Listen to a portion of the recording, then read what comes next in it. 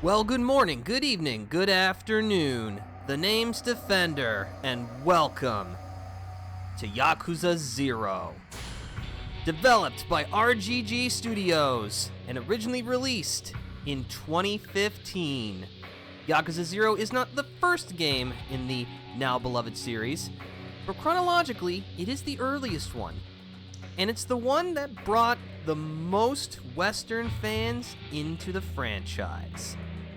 And I can say this because I was one of those people. This was not the first game I've played in the Yakuza series. That would be the 7th entry, Yakuza Like a Dragon. But that game got me here, to this point. And to say that this has become one of my favorite franchises would be an understatement. I think that's all I want to say for the intro, so why don't we just go ahead and get right into the action, shall we? To start a new game. How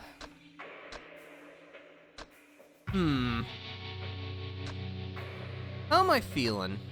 I don't remember if you can actually change the difficulty mid-playthrough. You know what, we'll just stick with normal. It's fine.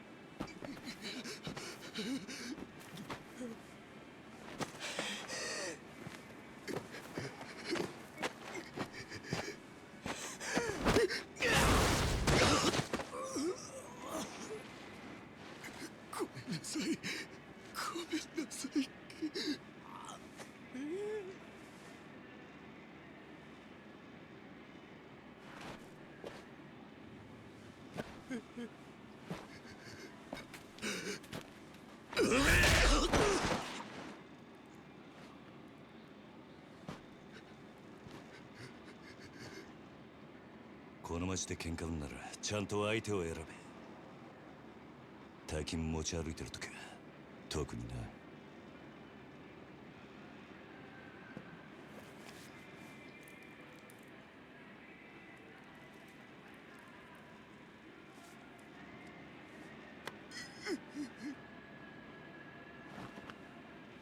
Well, it certainly seems like we're starting things off on the right foot.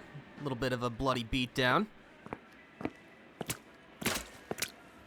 Kamurocho 21st Century Redevelopment Plan begins. December 9th, 1988, Kamurocho, Tokyo.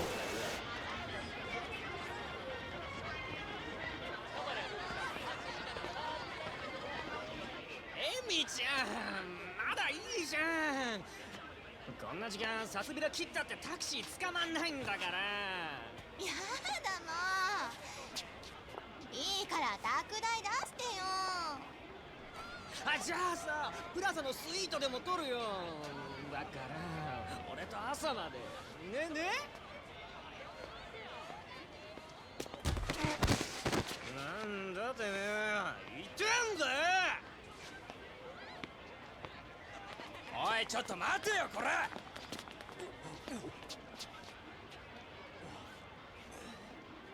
おいてめえ、ぶつかっといて何スカとこいてんだよ。ちゃんと謝れっつんだよ。土下座しろ、土下座。おい、よしよ、よせ。あThat sure is a way to make a first impression.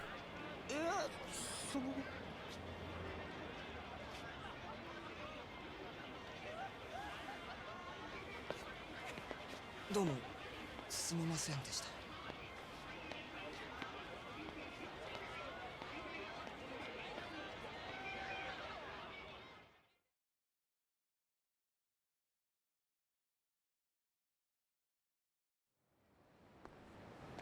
10:43 p.m.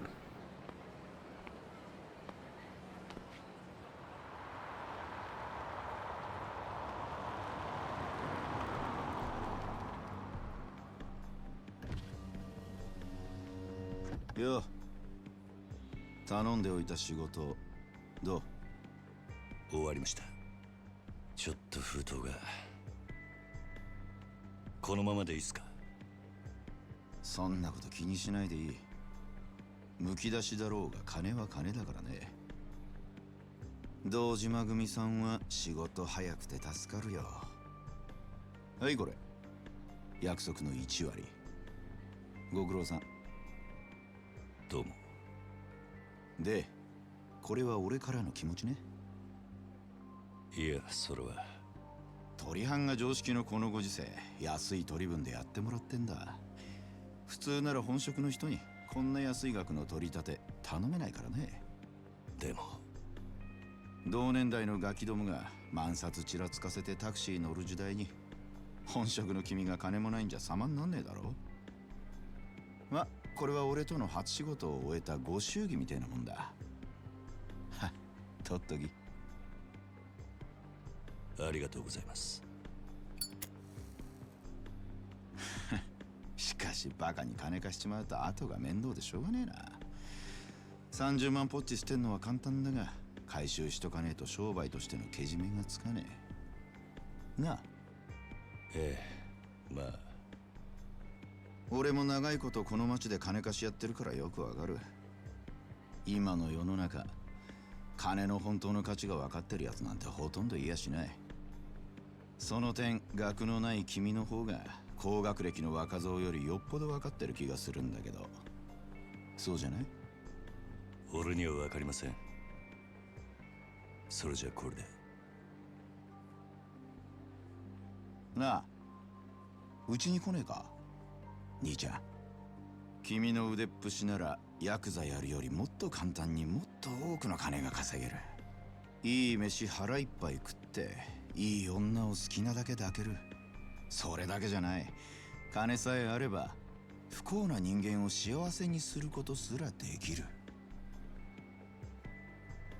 ヤクザは下積みが長え。手っ取り早くのし上がるにはうちに来て稼ぐってのもいい選択だと思うんだが。3年前にその言葉を聞いてればそうしてたかもしれませんけど、一度極道になったもんは時間を巻き戻せない。それが答えか。ヤクザには誰かを幸せにすることなんてできないんすかね。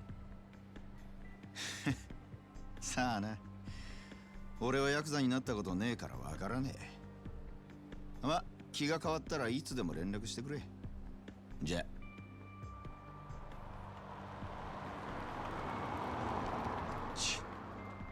金貸しが偉そうに。めんどくせ。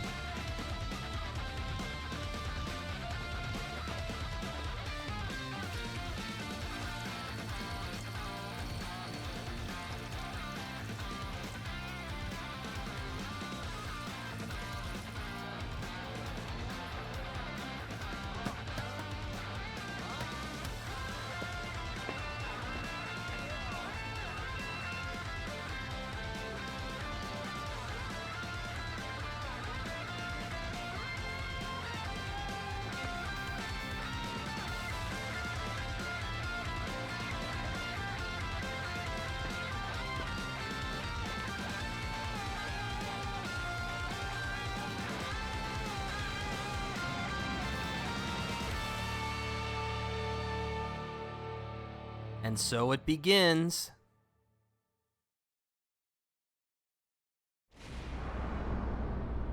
Chapter 1, Bound by Oath.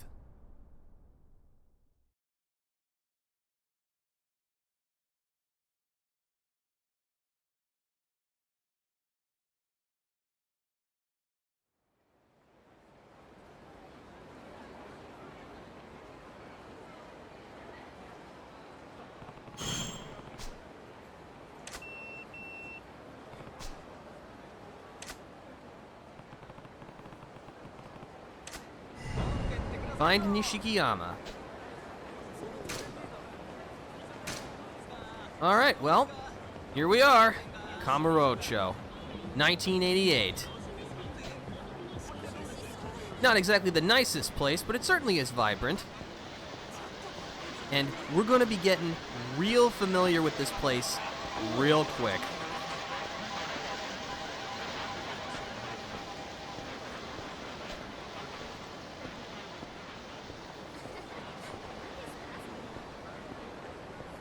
Yeah, our start in the shoes of one Kazuma Kiryu will certainly be a little understated at first, but don't worry, we'll soon see him rise to the occasion. ほら、早く金貸せって。後で返すっつってんだろうが。え？困ります。勘弁してください。ごちゃごちゃうるせえんだよ。いいからさっさと出せ。誰か助けて。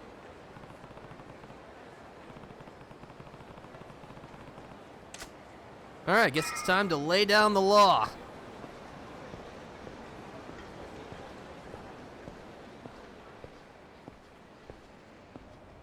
First step, approach menacingly. 誰かこっち来んぞ。あ？助けて。うっせえ。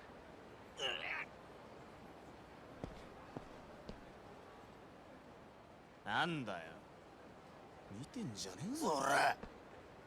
おい、ヤクザじゃねえのか、そいつ。バカ。ヤクザったって年も大して俺らと変わんねえ。どうせ下っ端だろ。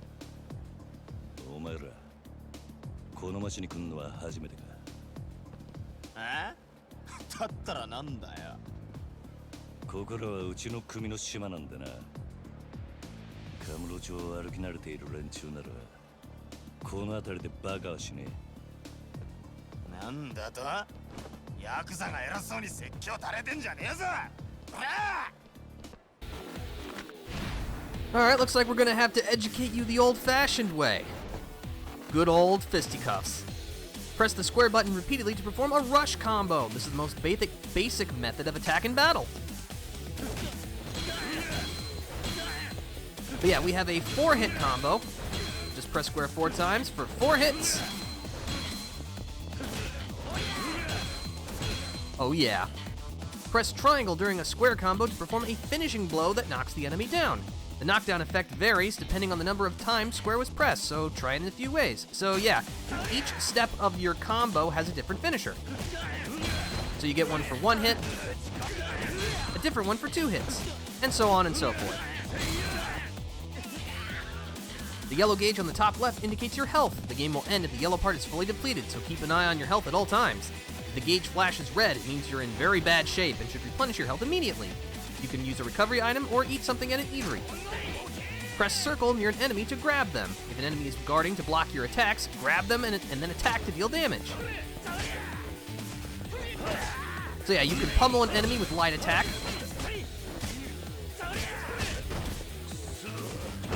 You can kick an enemy away with a heavy attack, or you can throw them to the ground with a grab again.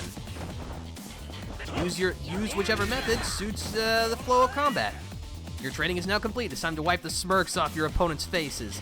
If you get hit, you can strike back right away using square, triangle, or circle. This is called a resolute counter. You can gain money by knocking down or defeating enemies. Depending on how you do it, you might get a bonus too, so try a different range of moves. Alright lads, they're gonna find you all dead in the alley, with cats licking at ya.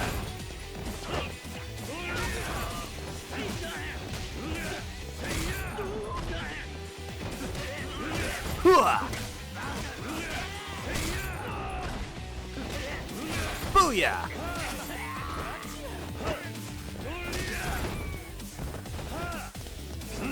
Kick him to the curb! Oh yeah! Alright, I'd say we definitely left an impression on those guys, both figuratively and literally. 相変わらず容赦ねえな。錦、おめえいつまで経っても来ねえから待ち合わせすっぽかされたかと思ったよ。Akira Nishikiyama of the Dojima family. 逆だ。おめえがなかなか来ねえからこうやって時間潰してたんじゃねえか。暇つぶしに喧嘩って。おとなしくヘルスにでも行けってろ。ガキじゃあるめえし。興味ねえ。相変わらず硬いね。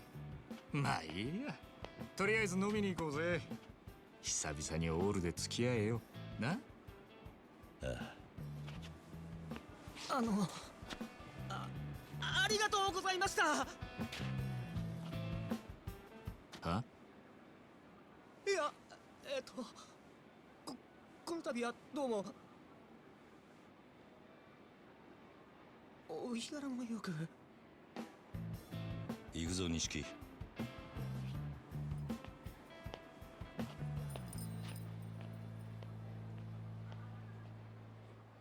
Alright, see you later, kid.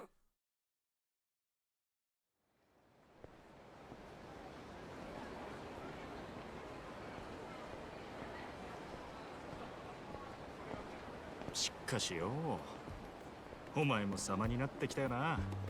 もう一発のヤクザだ。今日の取り立てももう済ませたんだろ。まあな。これで風間のおやっさんも少し安心するか。さあな。あいにく俺の取り柄は喧嘩の腕っぷしだけだ。お前みたいに器用じゃねえからな。何言ってんだ。こんなバカみてえな時代だぜ。楽しまなきゃ損だろう。少し頭使えや。風間のおやっさんが無所から出てくるのは年明けてからだ。それまでに俺も少しは器用になってさ。へえ。ならまずそのみすぼらしいなりから変えてみな。Are you dissing the drip? お前もたまには50万のスーツでも着てみろよ。そうすりゃ世の中の見え方もちった変わる。俺は服なんかどうでもいい。風間のおやっさんだっていつも地味な服着てんだろ。お前な、あの人は組の若頭。堂島組のナンバー2だぞ。あのレベルまで行けばそれでも通用するがな。極道商売にある程度見えが必要なんだよ。お前が最近車買ったのもその見栄のためか。このこじゃれたライターも俺んだ。そろそろ返せよ。見栄張りてんならケチケチすんな。お前も本当は分かってんだろ。人は車のエンブレムと着ている服のブランド、そしてこの堂島組の大門を見て素直に言うことを聞く。ヤクザは見栄張ってなんぼだぜ。そんなもんか。そんなもんさ。仇のくせしてアコギな商売するやつに借りた金で遊びまくるバカ。この町の連中に人の内面なんて見抜けやしねえ。奴らにとっちゃ外見が全て。わかった、もういい。それより飲みに行くんじゃなかったのか。おうおう、そうだったな。よし、たまにはピンク通りにでも行くか。あの辺りにいい店があるんだ。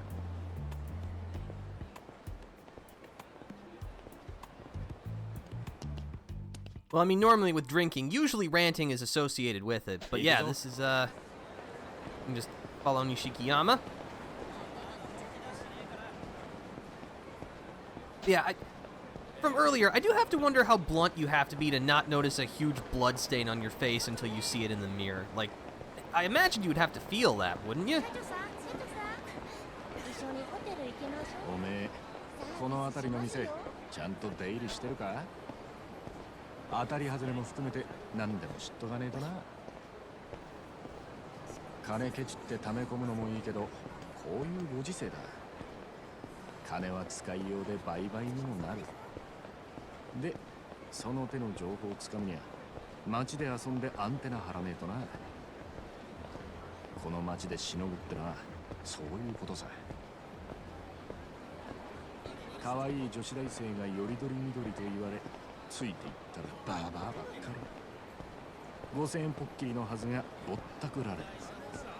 そういうのも全部勉強だと思えばいい。つうかそう思わねえとやってられねえだろう。なんだよ。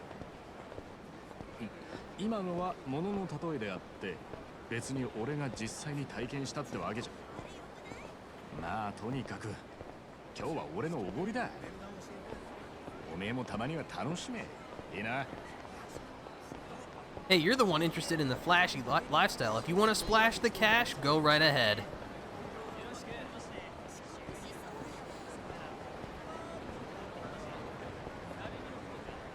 Yeah, I just like all the little banter that Kiryu and Nishiki have. It's nice to immediately establish their rapport.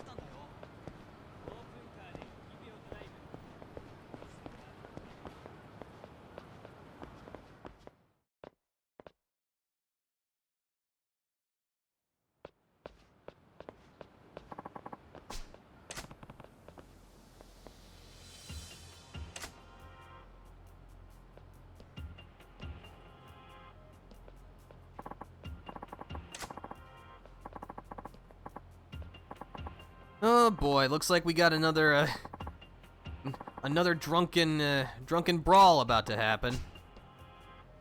Quit talking to those them.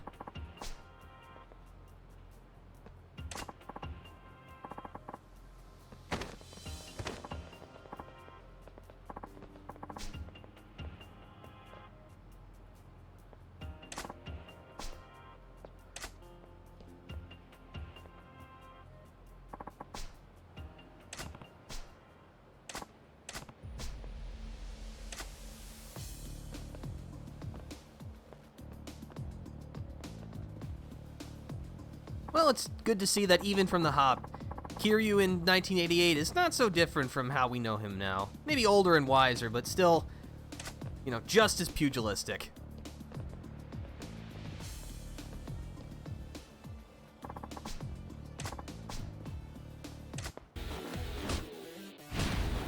Drunkards. The three blue glowing bars in the top left are called the heat gauge. The heat gauge starts at first bar, and as your attacks hit enemies, the gauge fills up, shifting to the second, then third bar. At each level, your speed increases. Some moves require a certain level of heat, so once you're used to fighting, keep an eye on your heat level. So yeah, what this is saying is that your base combo speed will increase the higher your heat gauge goes.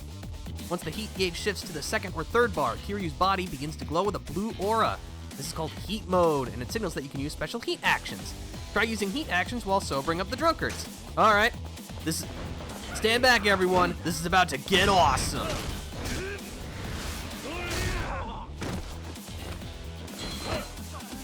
Oh yeah, there is also a short delay between heat actions, so even if you have enough heat to perform something, you will have to wait a moment before the game will let you dial up the pain again. Oh, that's some freshly salted eyeballs. Your training is now complete. That concludes the explanation of the heat gauge and special moves, but the two drunkards still need some sobriety beaten into them. If you take a fighting stance using R1, movement with the left analog stick will center around the enemy in front of you. This is effective when you want to focus your attacks on a single enemy.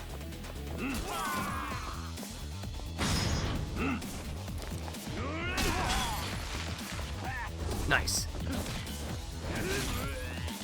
But yeah, you do want to be careful because some heat actions and other combat skills are dependent on whether you are in fighting stance or not. So once we get some more moves under our belt, we'll take a quick look at the controls just to make sure that we're prepared for any eventuality.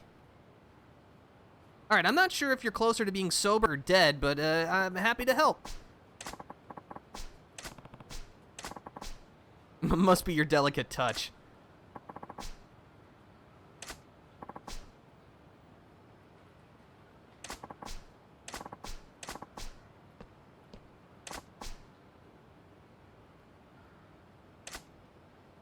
Don't worry, anything they just experienced, they won't feel or remember until tomorrow. Completing certain challenges will earn you completion points. You can view them from the pause menu under the completion list. Some are things that will probably happen on their own as you play the game, but others will require more deliberate effort. Visit temples or shrines to access the CP exchange menu, where you can spend your CP to earn special blessings, ranging from being able to sprint for longer distances to earning more cash from fights. They're a big help, so take a look. 行くぞ。 Yeah, but we'll worry about that later. Right now, we got some drinking of our own to get to. Huh? Who are you, you old goat? Punch like a 2-ton gorilla. Yes.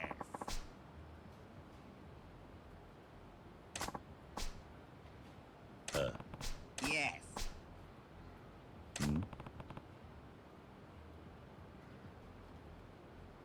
Hello, Cole Plus 10. We're glad to have you here. Hope your Sunday's going well. Appreciate the lurk, but yeah, we're gonna have ourselves a grand old time in the world of the Japanese mafia. なあ。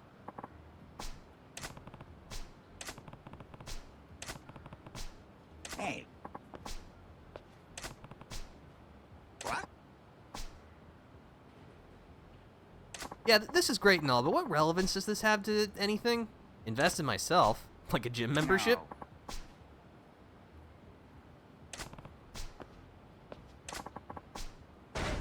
Alright. Abilities now available. So yeah, in this game, instead of experience points, you use your own money to upgrade yourself. We actually can afford some of the bigger upgrades, but right now, this is the one the game wants us to do. Phoenix Spirit. Your heat gauge will slowly rise over time when you are wounded. However, it will only fill up to the second bar. Now, the description is a little incorrect. It will fill up the entirety of the second bar, but then not any more than that, so... It's a bit better than it sounds, and it's only 30,000 yen. What a bargain!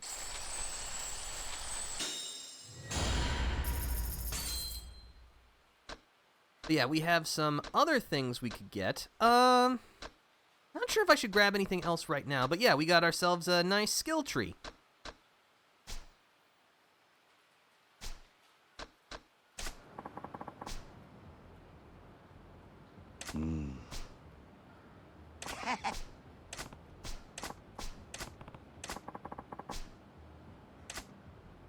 Alright, see you later, you old drunk. さあ行くか。 Speaking of which, can we get to drinking now?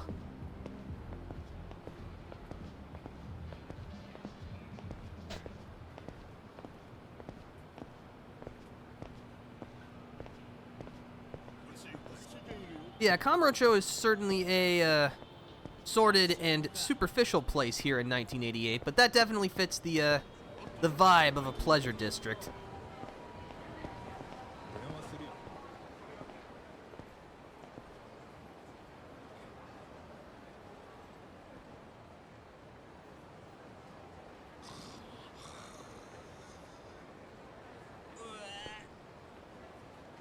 Oh, no, well, isn't that delightful?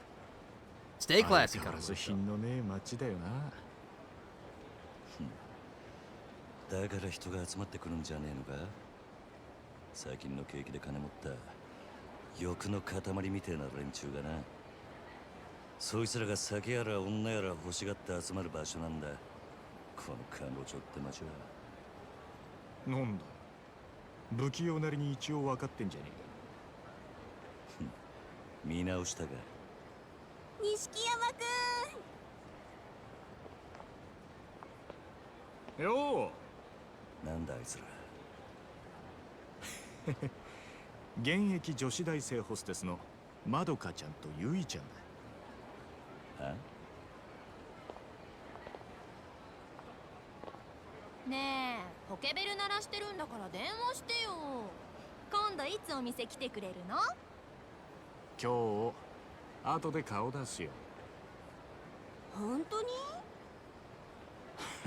なんだよ、俺の言うこと疑ってる？信じたいけどな。そんなこと言うなよ。ほら、お小遣いだ。やっ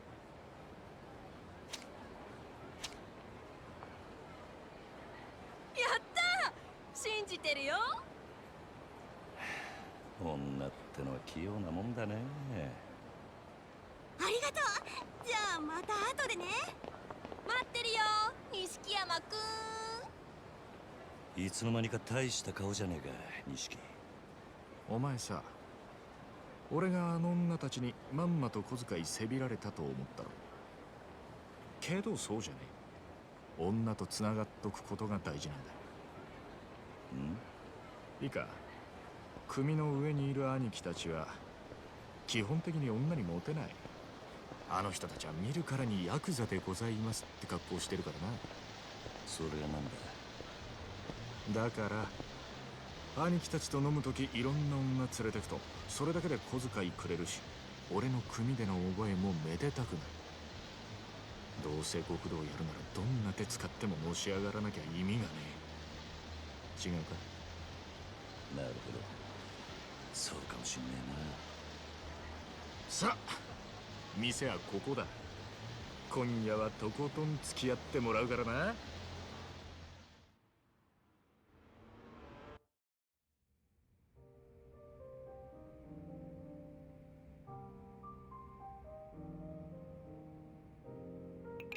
This is a surprisingly quiet establishment. えな。お前この店にはよく来んのか？ん？これで2度目だけど。なんでだ？ボトルキープなんかしてるからよ。常連なのかと思ってな。ちまちまビール飲むより見栄えがいいだろう。店のもんに顔も売れる。俺は安く見られるのはごめんなんだな。なるほど、お前は偉いよ。確かに見栄ってのを大事にしてる。おめえもこの世界でのし上がりたきゃ少しは見習えよ。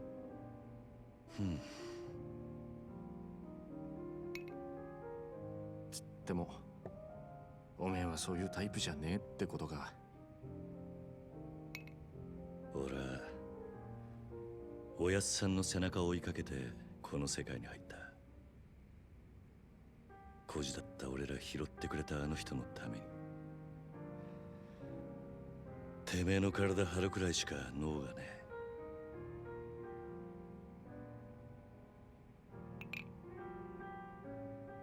え。いや、もしかしたらおめえは今のままでいいのかもな。おめえが下で頑張って風間のおやっさんが出世すりゃおめえにも出世の芽が出てくるかもしれない。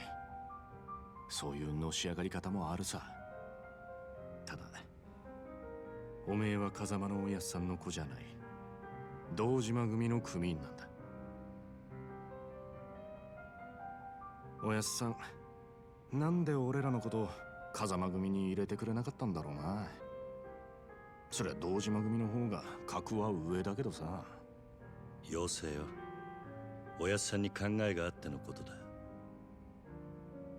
まあそうだな。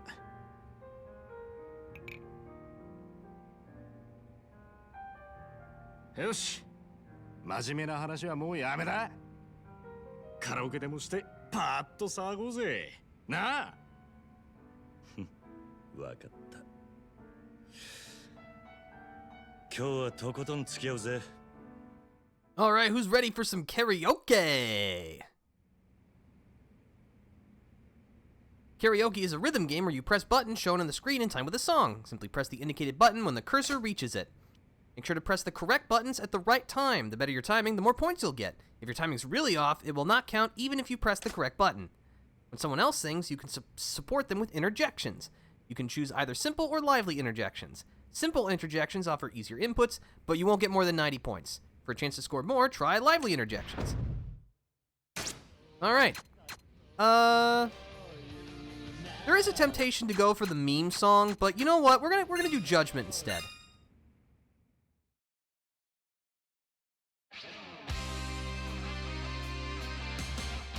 Get ready to rock.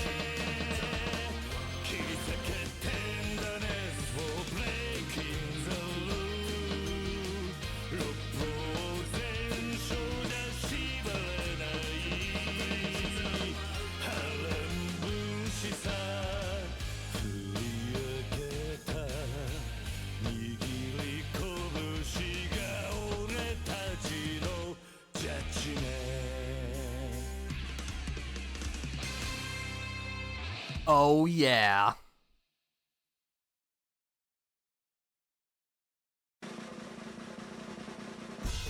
Not bad. Not bad at all.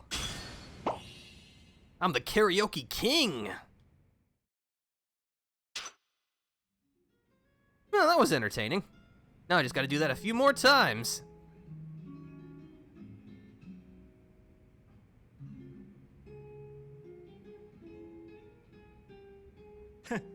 知らなかったぜ。おめえがあんなにカラオケ好きだったとはよ。バカ。そらお前がハメ外そうとか言うから仕方なく付き合ってやっただけで。嘘つけ。その割にはノリノリだったじゃねえか。普段から隠れて練習してるんだろなあ。よせよ。そんなわけねえだろ。This is Kiryu we're talking about. He gives 110% to everything he does. それにしても思いっきり歌ったら腹減ったな。締めにラーメンでも言っとくか。まだ食うつもりか？俺はそんなに腹減ってねえよ。まあいいじゃねえか。付き合えよ。天国圏でどうだ？しょうがねえな。わかったよ。Alright, let's continue this debauchery elsewhere. さあ行くか。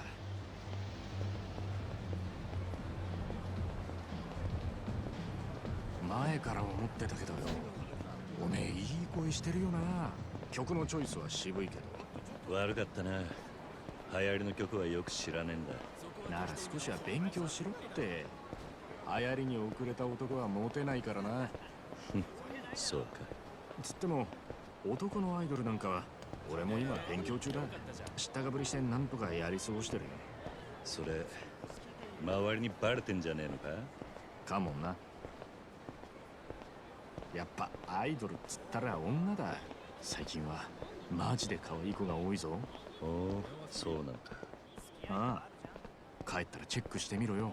案外ハマって俺より詳しくなるかもな。さあな。そのうち俺ら二人8匹てコンサート行ってたりして。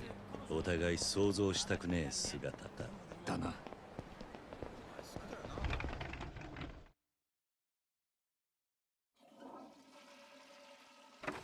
6:50 a.m.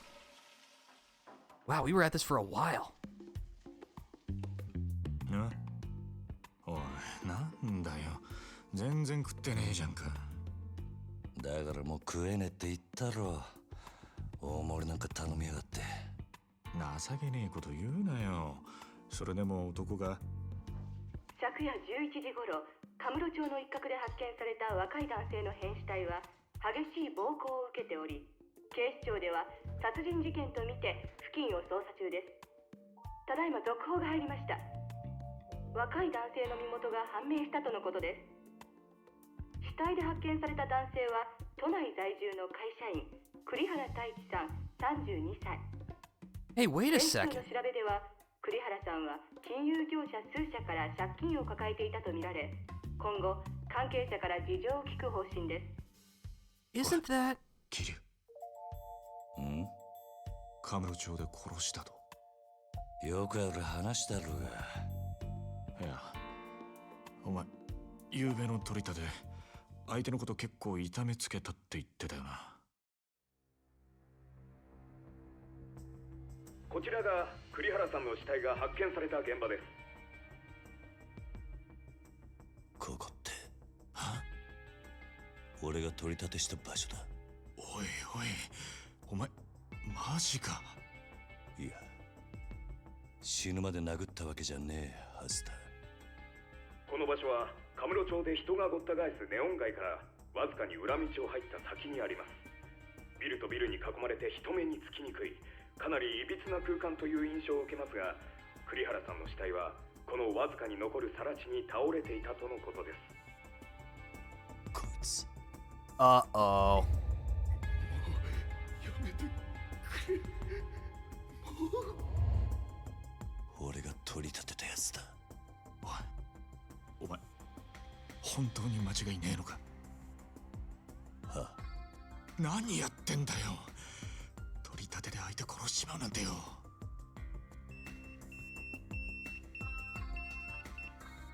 誰からだ？組か？ああ、早速呼び出した。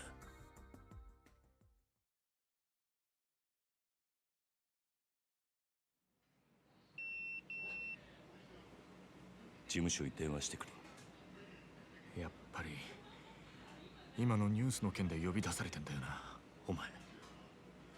まずいことになったな。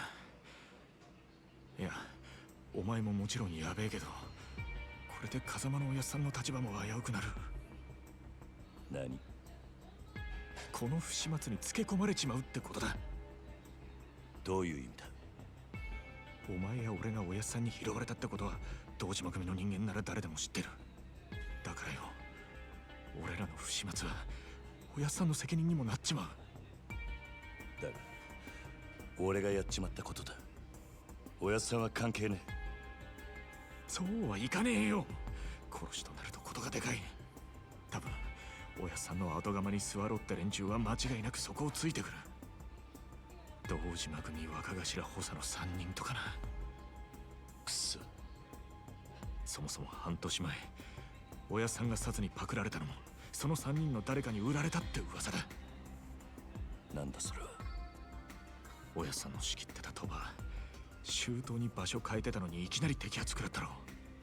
ありゃ組の事情に詳しいもんがサツにチクったとしか思えねえ。でそれが誰かっていや、3人の若頭補佐の一人、クゼの兄貴だったって噂だ。クゼの兄貴がおやっさんをサツに売ったってことか。もちろん証拠があるわけじゃない。でもよ、その件でおやっさんが無所に行ってからクゼはえらい勢いついてる。火のないとこになんとやらだ。何しろ今は組に連絡するしかねえだろう。そっか、そうだな。分かった。俺はとりあえず知恵貸してくれる人を探してみる。すまね。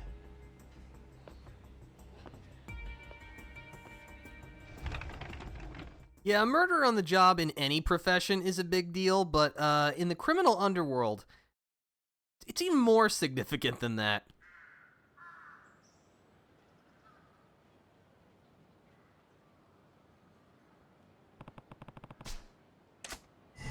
Find a payphone.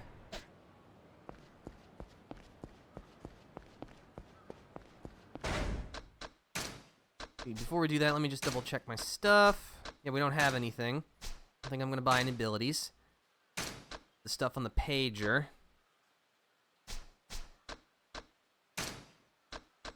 Oh, we've already completed 0.53% of the entire completion list. We're well on our way.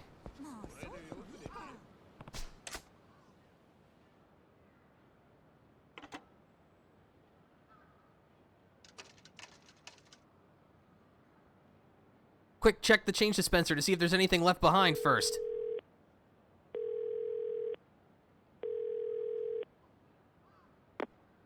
Kiryu だ。そっちで誰か俺のポケベル鳴らしたか？あ、はい。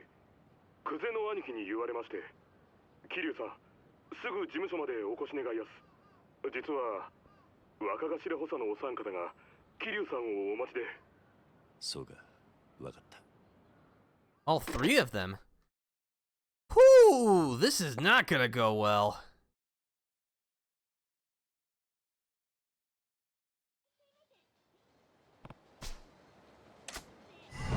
Go to Dojima Family Headquarters. But before we do that, you can save the game and use the item box at payphones. So yeah, original Yakuza 0, because I know that the director's cut was just released a couple of months ago at the time of this recording, but yeah, there are save points in this game, so there's no autosave. You have to save the game at phone booths in order to actually track your progress, so definitely something to keep in mind. You can press and hold the X button to dash. Look, I've actually got somewhere to be. Would you mind just getting out of my way real fast? Okay, thanks. Up against the wall, chump.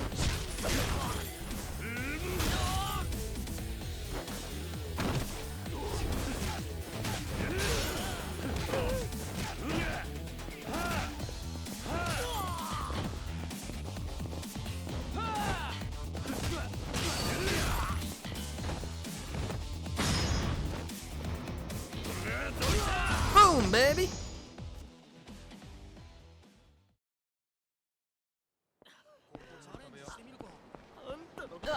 Oh, excuse me. But yeah, enemies will try to hassle you on the streets. Of course, they're no match for us. And yeah, you do have limited stamina while dashing, so that's something to keep in mind. If you get tuckered out while you're while someone's breathing down your neck, that might be unfortunate.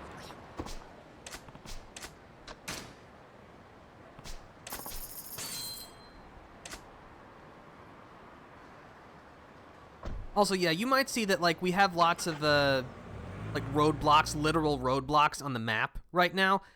The start of the game is very, linear. We won't get access to full city and all the cool things we can do until later, so right now it's just most advantageous to get through the story.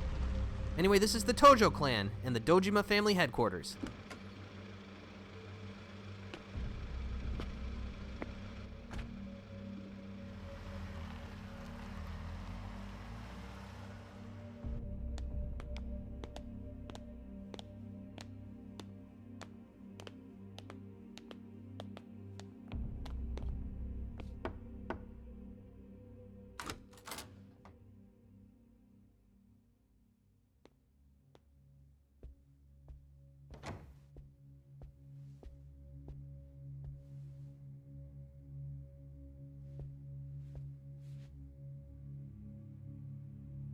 おう、ずいぶん待たしてくれるじゃねえか。偉くなったもんだな。おう、Kiryu. Daisaku Kuze, lieutenant of the Dojima family, patriarch of the Keno clan. 申し訳ありません。クゼの兄貴。こんな昼間から堂島組の幹部がガン首揃えてお前を呼び出した理由わかるよな。Keiji Shibusawa, lieutenant of the Dojima family, patriarch of the Shibusawa family. カムロ町で見つかった死体の件ですが。やっぱりてめえか。こりゃゴロどころじゃなくなっちまったな。なあ、クゼの兄貴。Hiroki Awano, lieutenant of the Dojima family, patriarch of the Taihei Association. お前に取り立てを頼んだ金貸しから組に連絡があってな。金貸し？東郷クレジットの社長だ。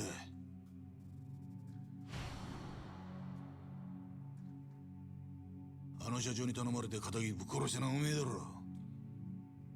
もっともあいつは自分のせいじゃねえって早速逃げ打ってやがったがな。たかが30万程度の小競りの取り立てで本性が下手打つとも思っていなかっただろうからな。はあ、ちんけな金貸しとはいえ同情するぜ。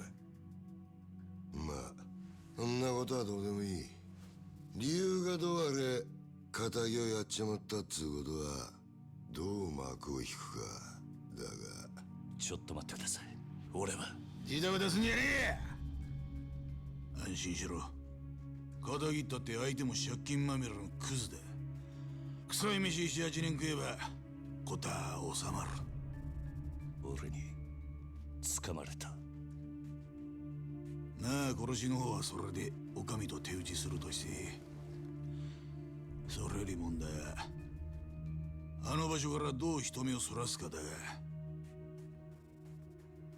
そうだな。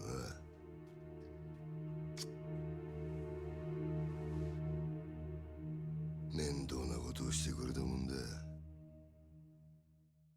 Oh, please do elaborate on just how badly we've screwed things up. あの場所ってどういう意味っすか？とぼけんじゃねえわ。おめえが死体を捨ててった場所だ。おいゲリア、おめえよりによってなんであの場所でやったんだ。え？まさか風間の頭の指示ってわけじゃねえよな。おやっさんの指示ってなんでおやっさんの名前が出てくるんすか？聞かれたことだけに答え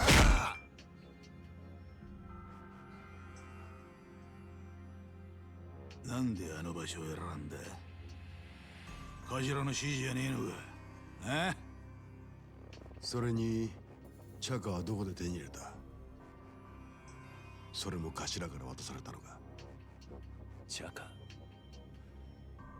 一体何の話をしてるんですか。俺は銃なんか持ってません。この後に及んで白を切りつもりってか。見つかった死体は痛めつけられた後、とどめに頭を打たれていた。殺はまだ公表してねえかな。本当ですか、その話。だったら死体転がしたのは俺じゃありません。俺は素手で奴を殴っただけです。本当です。もしその話が本当だとしたら、お前は誰かにはめられたってことになる。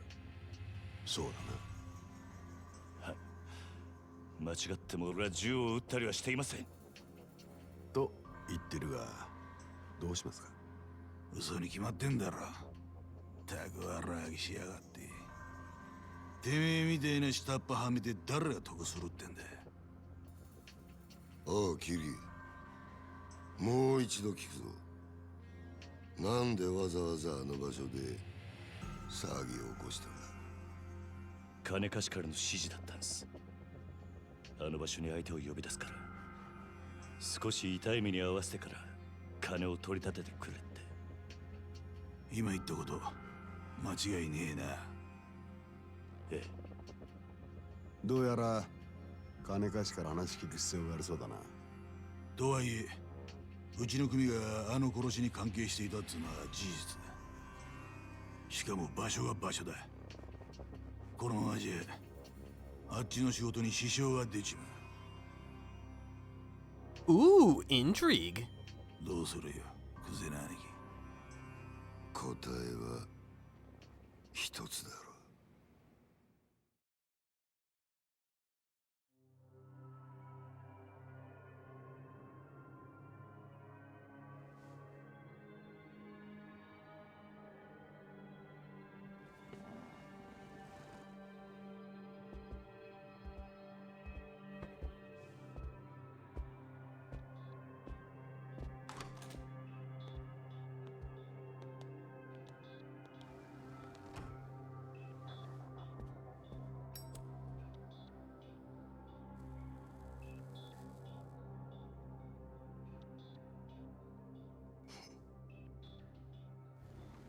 何が何だかわかんねえって面だな。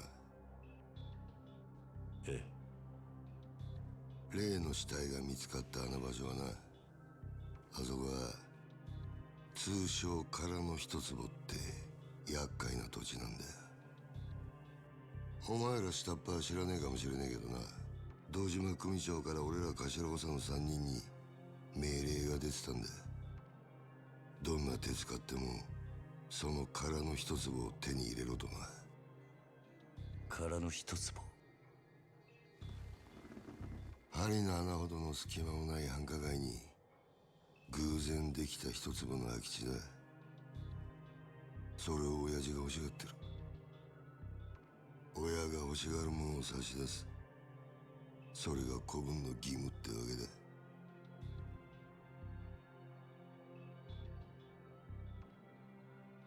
だがその場所で堅気の死体が見つかった。あの土地が世間の目を引いちゃ地上げしようにも手出しが難しくなっちまう。ほんと困った話さ。なあ。それがおやっさんとどんな関係が。あの一坪にはな、別の意味もあってな。堂島の親父に差し出したやつにはとっておきの褒美が用意されてる。褒美？おう。不在の風間の頭の後、堂島組次期若頭のポストだ。つまりあの土地は俺ら頭補佐にとってただの一坪じゃねえってことだ。まあ最初はてっきり風間の頭とつながってるお前が俺らの邪魔するためにやったのかと思ってたが、その顔色じゃ何にも知りませんでしたって感じだな。ちょっと待ってください。それじゃ風間のおやっさんはどうなるのっす。さあな。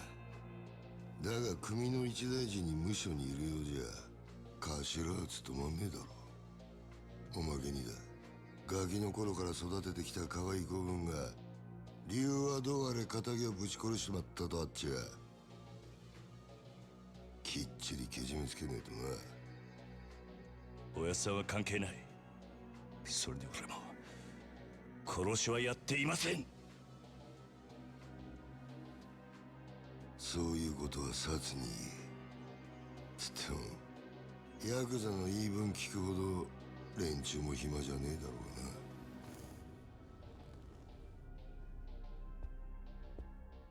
殺には今日中に実施しろよ。それと縁故詰めとけや。お前も極道なら組長に挨拶しとかねえと筋が通らねえぞ。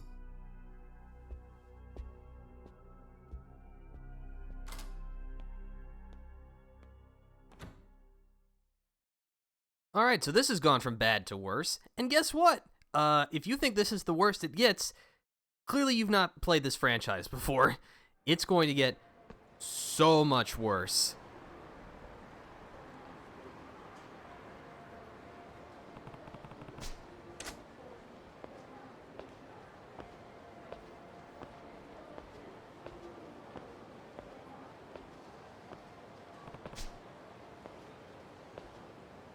Hey. Oh, it's you again. And who's your friend? Yes. Hmm?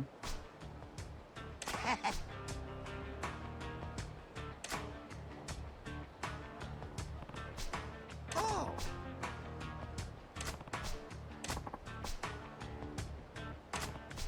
Yeah.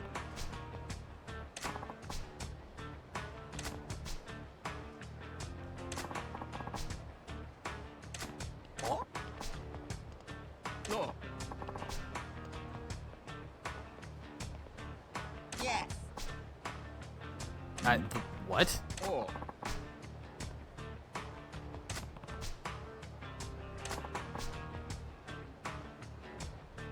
Huh?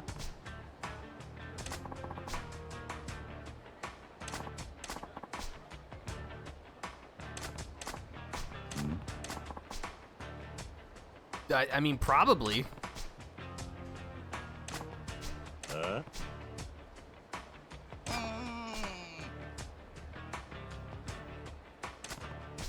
Huh? Yes. Hmm?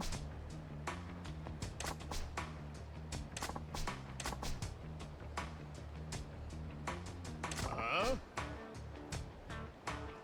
No.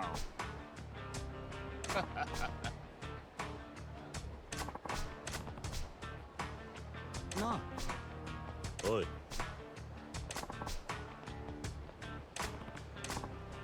All right, I'm watching.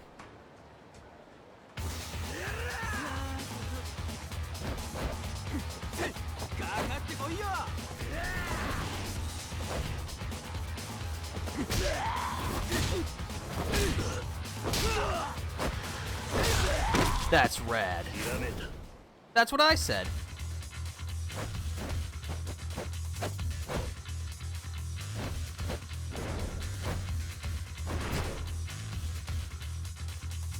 And thus Kiryu's been struck by a revelation.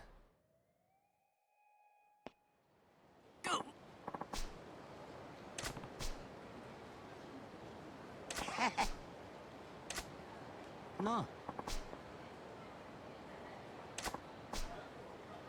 Yes.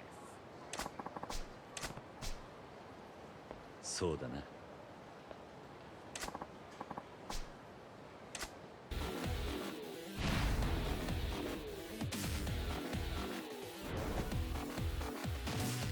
You can now switch to Rush Style by pressing left on the directional buttons.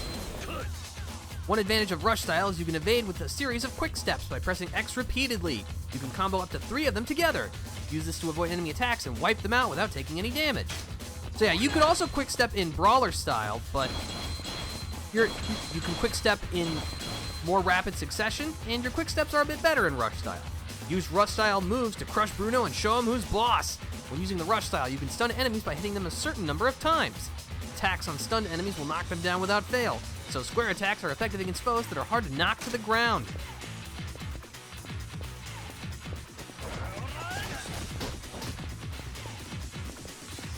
It's all about the stick and move, kid.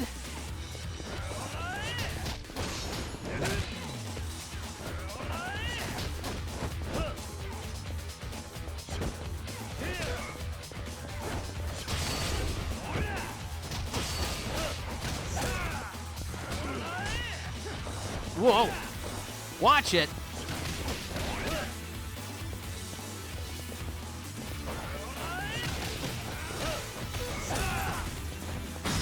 And kick.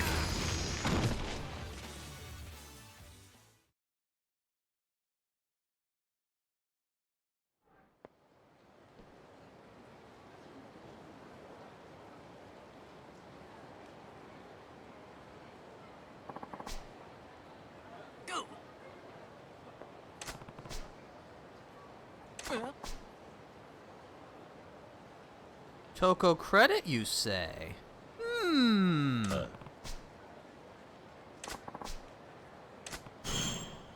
Taihei Boulevard.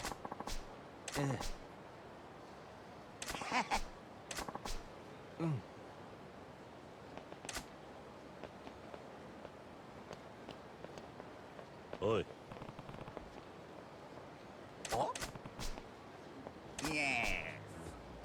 Bacchus, huh? Well, your propensity for alcohol makes sense, at least.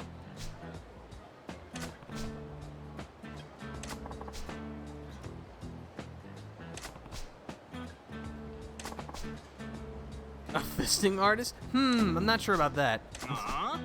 Punch-out artist.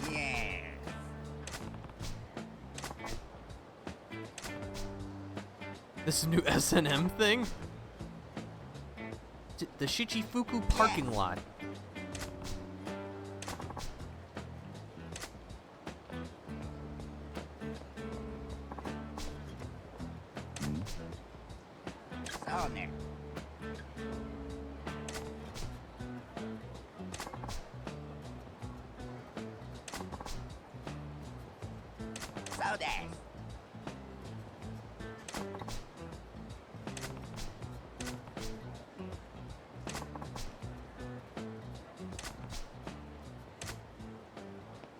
You sure meet all kinds of people out here.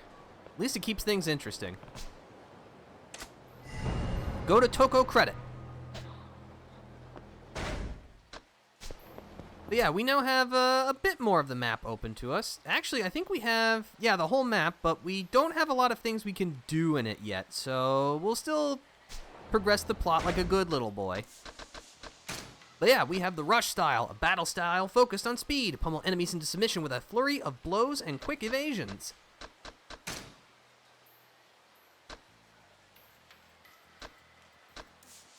Let's see. I got some cash on me. Why don't we upgrade a little bit? 2 million, that's too expensive, but I can get flying kick, throw your entire body behind a vicious kick, or boost maximum health. Let's get some more health.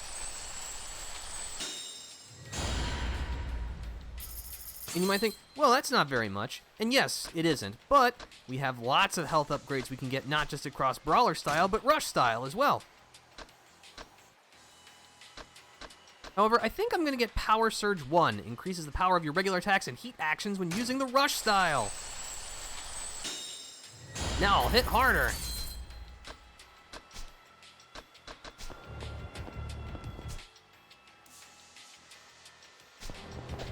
You know what, we are right here. Why don't we grab a quick bite to eat and patch ourselves up?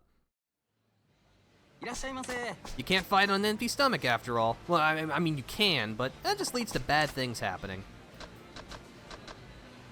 Have a little bit of oolong tea. And how about some salted yakisoba? Oh, apparently I'm too full. Oh, well, I'll just have a drink then. Refreshing.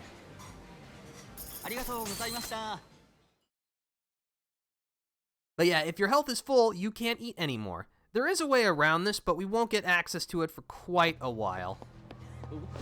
Alright, but now that I'm feeling all pepped up, let's make our way to Toko Credit. Actually, the shrine's right there. The shrine is where we exchange our CP, so maybe let's spend it a little bit. Let's see what upgrades we can get, if anything. Oh, hello. You know what? I could use a training dummy to test out my new rush style.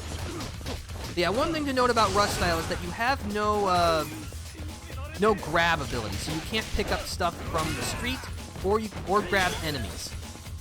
Also, this is a consistent thing. If you don't want to use any heat, you can press and hold the camera reset button, which on the PlayStation controller is L2, and this will allow you to use your heavy attacks without using heat actions. This is very important.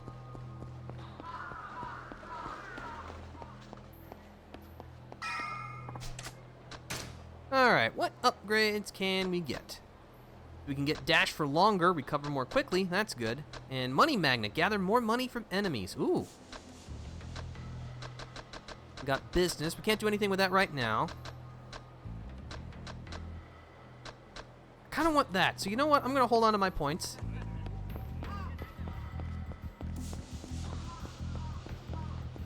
Actually, while...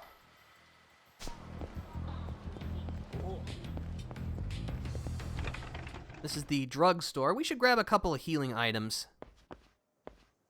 Prior proper planning prevents poor performance and all that.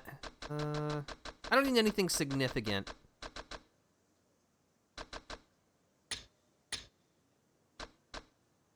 I'll take 2 toughness Zs, and I'll grab a Torrenter as well.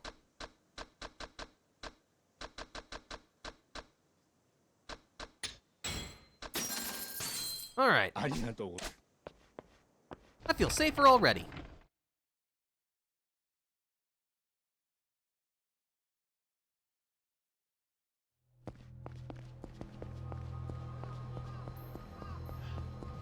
Oh, excuse me. I can't go in through that door. Oh, hold on. Some ne'er-do-wells. Yeah, I got a problem. It's you.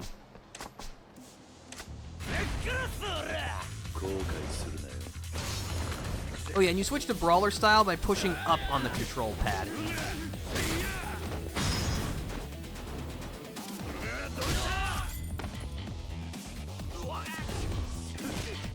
That's right, be afraid. Be very afraid.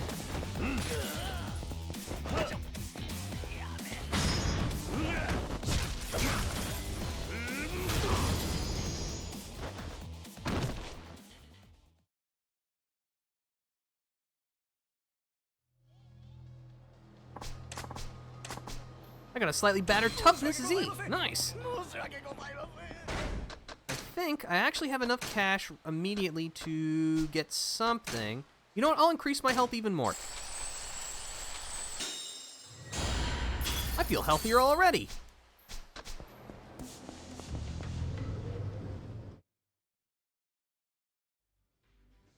Just the standard beef bowl, please. And you might think, Defender, that is a minuscule amount of health that you are replenishing. And maybe it is, but I've always been someone, it doesn't matter what type of game that I'm playing, whether it's an RPG, something like this, a first-person shooter, anything. I have to make sure I am at maximum health beforehand. You never know when, like, those 1 or 2 points will make all the difference. Toko Credit. I'm feeling prepared. Let's do this thing.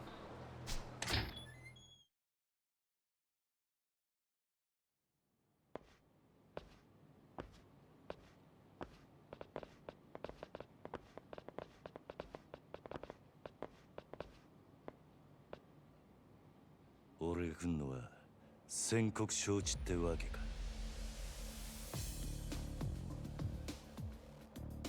堂島組の桐生一馬だ。どこクレジットの社長に俺をはめた礼を言いに来た。うちの社長はあんたに会う気はありませんよ、桐生さん。じゃあお前ら半殺しにして会う気にさせてやる。この人数相手にあんた一人でか。ああ、こっちはいい加減爆発しそうになってんだ。さっさと道上げねえがチンピラ。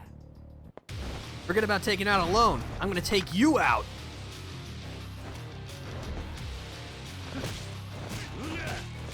As you can see, some enemies have weapons. This makes them more dangerous, as you might imagine. Ow.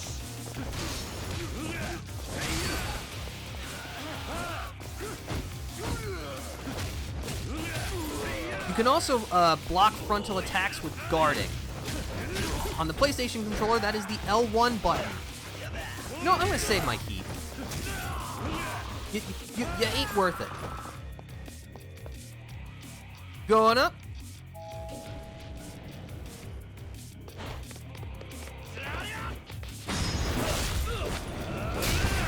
That's how you use an ashtray as a weapon, buddy. Oh, you know what? Hey. Clonk.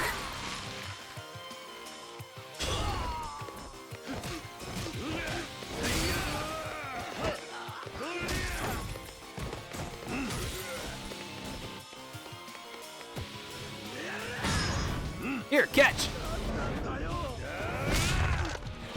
Good hands, dumb cuff. Nice. Look at that payday.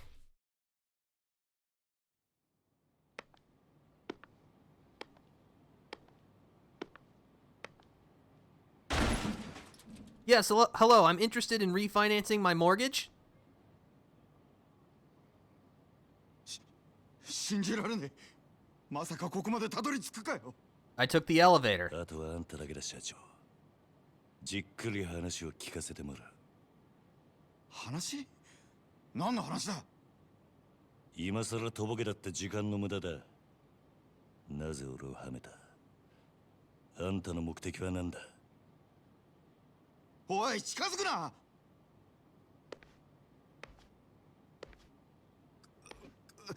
わかった。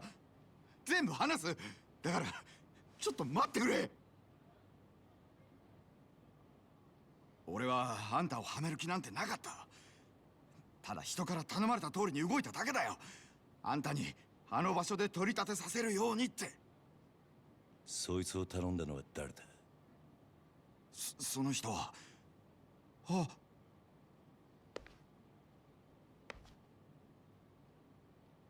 クゼ？クゼの兄貴。まさかあんたが俺を。何の話だねえ、社長さん。桐生、お前何やってんだよ。あ？殺に実するように言ったはずだろう。寝ぼけたことやってんじゃねえぞ。あ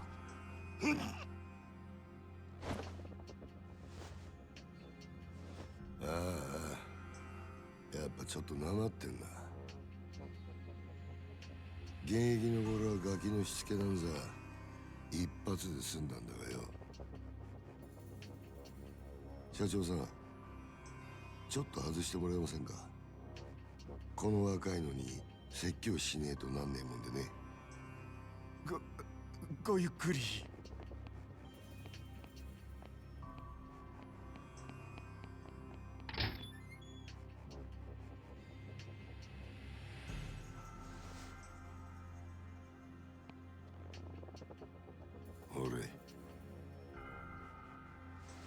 That's not a good sign. If the boss is offering you a cigarette, you're in it. You're really in it.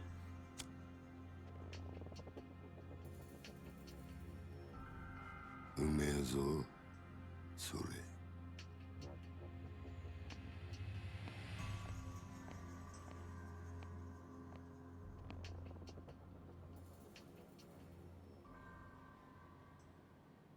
Iい機会だ。お前とは一度腹割って話してと思ってたからよ。おめえと錦山孤児なんだってな。風間の頭がやってる施設の出なんだろう。確かひまわりとかいう養護施設だ。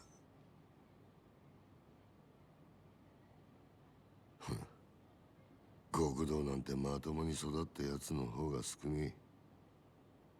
孤児だからって恥じる必要はねえぞ。ただな、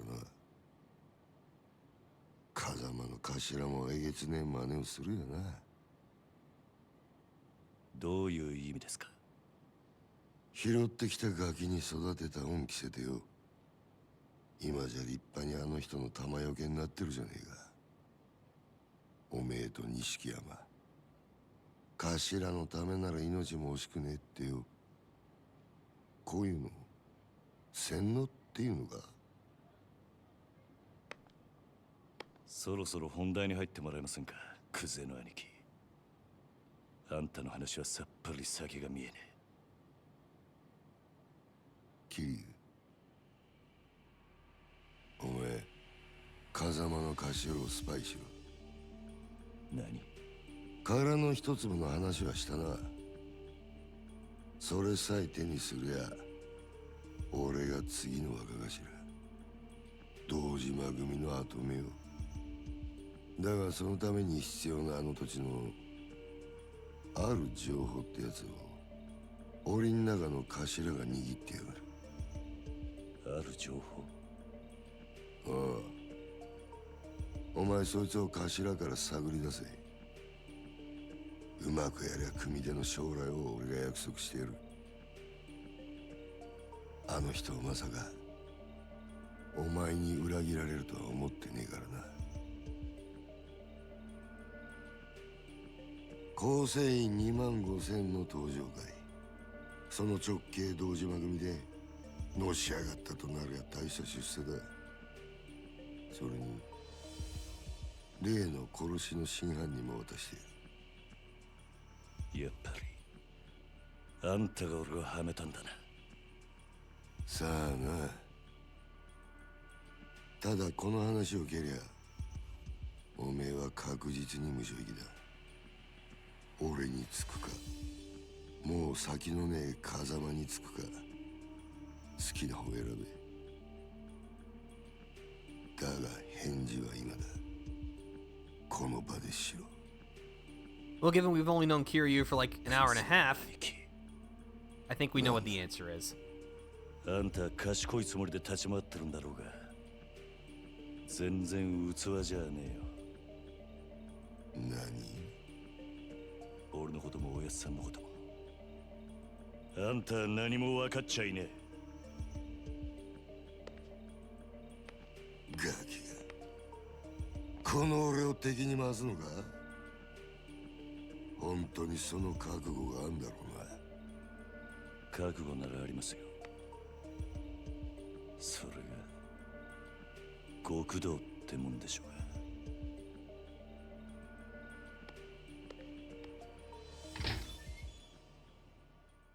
Alright, things have gone from worse to worse-er.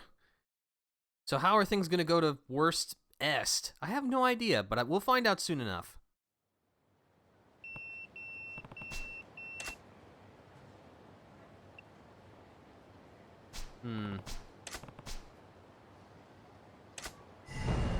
Find a payphone again. Yeah, and just for the record, I have played this game before, so I know... Oh, hold on. Someone is getting thrashed. Isn't it the same spot from before? Oh, man. What do you mean I can't deliver any street justice right now? That's so disappointing. Oh, well. Oh, yeah, don't I have enough to get something?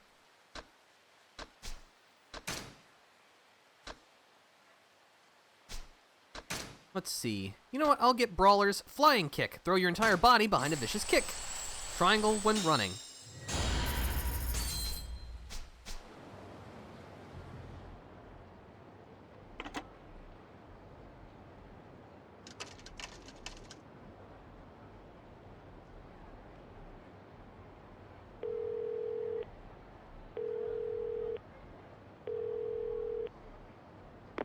もしもし、桐生だな。錦原。ああ、やっぱりお前からの呼び出しだったんだな、錦。お前今どこにいる？風間組の事務所だ。天下一通りの。風間組？なんでお前そんなとこに？今、柏木さんと会って話してる。なんかいい知恵貸してもらおうと思ってよ。なんせ柏木さんはあの風間のおやっさんの片腕だ。なるほどな。それよりお前の方はどうだったんだ。もう堂島組の事務所からはとっくに出てるんだろう。ああ、だがいろいろあった。いろいろ？そいつは直接会ってから話す。分かった。なら俺は柏木さんと風間組で待ってるからすぐ来てくれ。実はな、お前も柏木さんの話を聞いといた方が良さそうなんだ。お前、殻の一つぼって聞いたことあるか？クゼの兄貴からさっき聞かされたばかりだ。どうやら柏木さんは何もかもお見通しらしいな。俺もすぐそっちに向かう。 Alright, well. Go to the Kazuma family office. Now tell me, is that encounter still there? Yes, it is. Alright, cool. Now we can lay the smack down.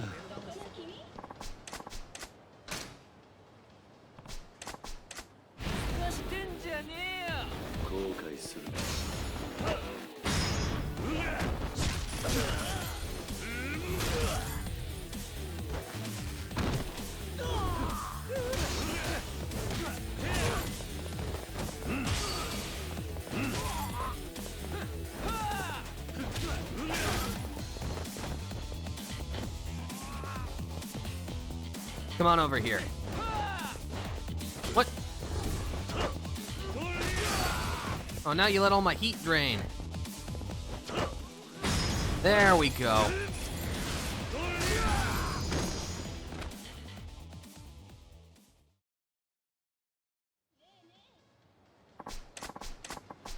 I got a slightly better toughness Z. More healing items is never a bad thing. Oh yeah, how many? I have 6 completion points. That means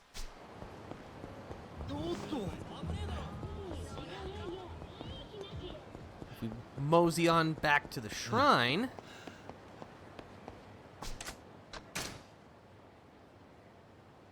we can get Money Magnet, gather more money from enemies. And since money is how we upgrade ourselves and how we do pretty much everything in this time, yeah, more money is really good.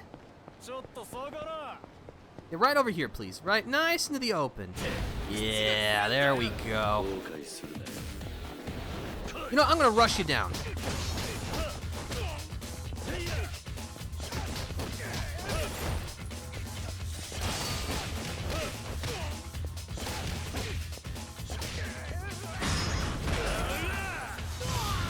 Bullseye!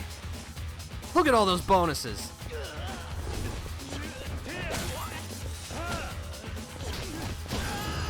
Get him out of here.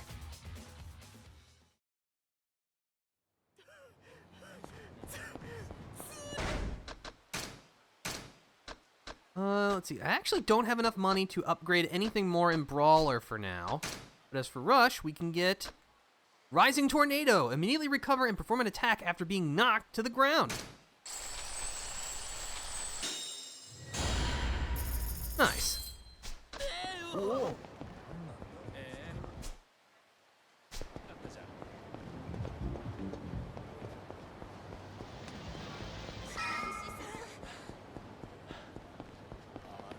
Oh, hello, lads. What we doing here? You want to fight? Okay.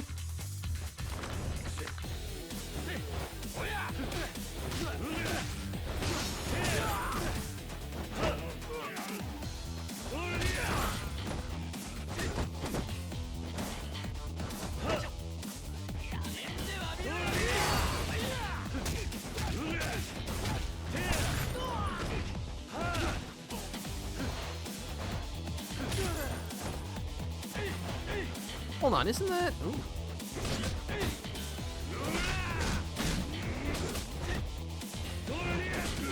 Darn it, hold on.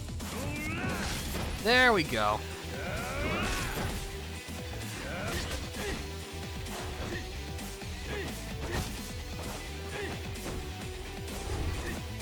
I was trying to grab the trash can. You gotta put the trash where it belongs, you understand?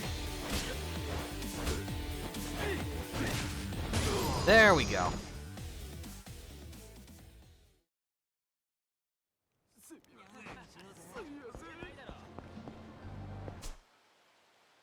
Let's see, my health has dropped a little bit, so why don't we grab a quick bite to eat?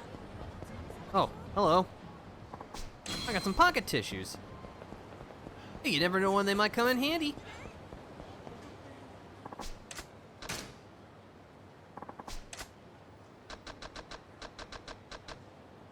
I have the fresh grapefruit juice highball, made with plenty of fresh squeezed fruit juice. This highball has fresh written all over it. And then I'll get some avocado and yuzu pepper. This dish combines the spicy goodness of yuzu pepper with a hint of wasabi. Ah, refreshing. As you might have seen earlier when we were with Nishiki, but drinking alcohol makes you drunk. And unlike in real life, being drunk is more beneficial than not. It does, as you get drunker, you might encounter more enemies that are like attracted to your drunkenness and just be like, oh, there's an easy target. But you generate more heat as you hit enemies. So again, it's usually a net positive to be sloshed. As well as later, we'll get some abilities that will only activate when we're drunk.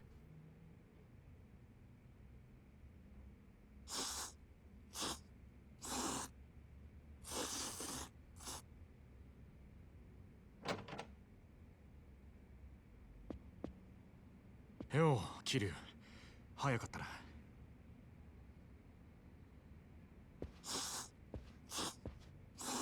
すいません、柏木さん。お手間かけさせるような真似しちまって。は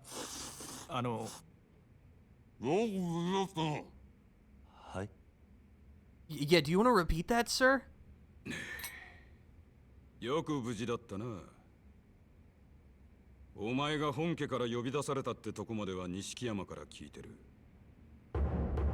Osamu Kashiwagi, captain of the Kazuma family, a Dojima family subsidiary. そっから先何があったか大方予想がつく。クゼのおじきあたりが風間を裏切れとでも言ってきたんじゃねえか。ええ、そうです。どういうことなんです？殻の一坪で桐生が死なせたって死体は銃で殺されていた。もちろんこいつがそんなことするわけがねえ。つまり誰かにはめられたんだ。それもっと早く言ってくださいよ。俺はもう本当に兄弟が人殺しになっちまったのかと。錦。面倒なことになったな桐生。とにかくクゼと何があったか全部話せ。One exposition dump later. なるほど。つまり若頭補佐の三人衆が頭の座を争ってるってわけだ。風間の親父がいないのをいいことにな。冗談じゃねえ。親さん以外に堂島の頭が務まるかよ。落ち着け錦山。それよりクゼの話に出た殻の一坪だ。お前らが知ってるのはほんの触りだけだな。ええ、柏木さんは詳しくご存知なんすか？ああ。まず今、カムロ町のある一帯に大規模な再開発計画があってな。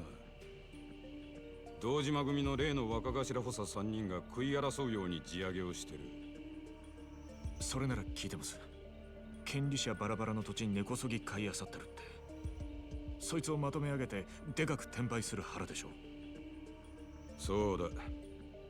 だがその中にどうやっても手に入れられねえたった一坪ばかりの更地があんだよ。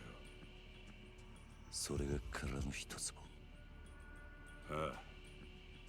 そいつは最近になって一帯の地上げが8割方終わろうって時に見つかった土地でな。厄介なもんで再開発用地のど真ん中にある。そこが手に入らん限り、いくら周りの土地まとめても売り物にならねえ。そんなからくりがあったのか。ところでその一坪まだ誰も手に入れてないんですか？所有者が行方不明らしい。もし今出てくりゃ10億って値になってんだがな。10億？たった一坪の土地が？なあ、空の一坪がかけりゃ再開発自体がひっくり返る。だが堂島組は周り一帯の地上げにもう100億以上突っ込んでんだ。一坪10億だろうが今さら引けやしねえ。クゼはその土地を手に入れるのに必要なある情報を風間のおやつさんが握っていると言っていました。風間のおやつさんの持ってる情報って何です？いや、わからねえ。俺も初耳だ。でもやっぱり姿消している土地の所有者に関係することでしょうね。何にしてもクゼはその情報をおやっさんから探らせるために桐生をはめたってわけか。ああ、そのために人一人殺してまでな。おめえら今の状況わかるか？桐生は当然として追い詰められてんのは風間の親父も同じだ。桐生が仇殺したってことで冒険人の親父もけじめを迫られる。その上クゼが空の一坪手にして若頭になってみろ。奴は親父を必ず組から追い出す。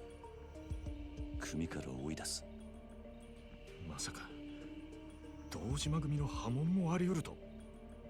ああ、親父も無所にいる以上今は何も手が打てねえ。あのおやっさんが波紋？破門された極道の末路は言わなくてもわかるな。一度上までのし上がった後で底辺の屈辱に耐えられる人間は少ねえ。自殺したホームレスに元極道って肩書きがついてるのは珍しい話じゃない。でも桐生は実際殺しはやってないんです。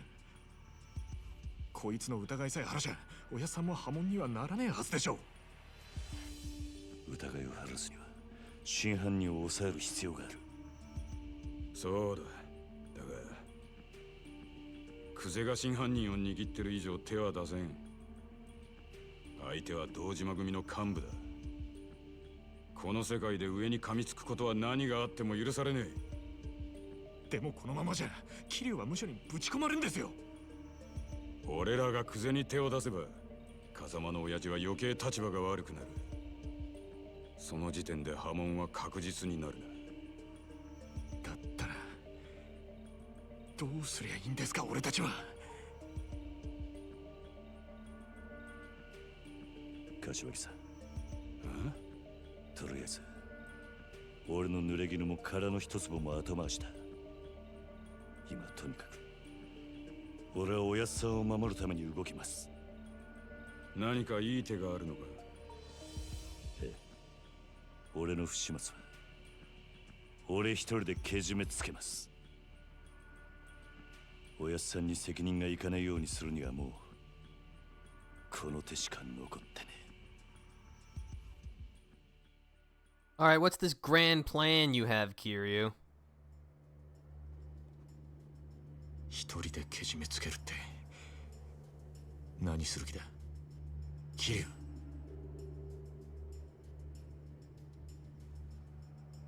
俺は今日限り堂島組を抜ける。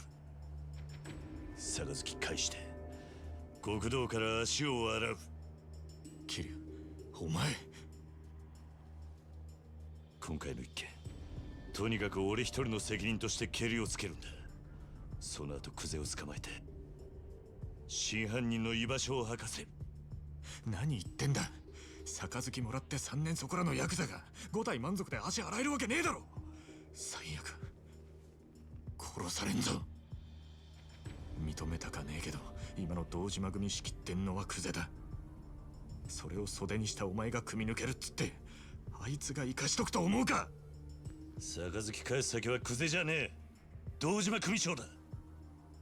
それにまだ殺されると決まったわけじゃねえ。That's the plan? 車回してくれ錦。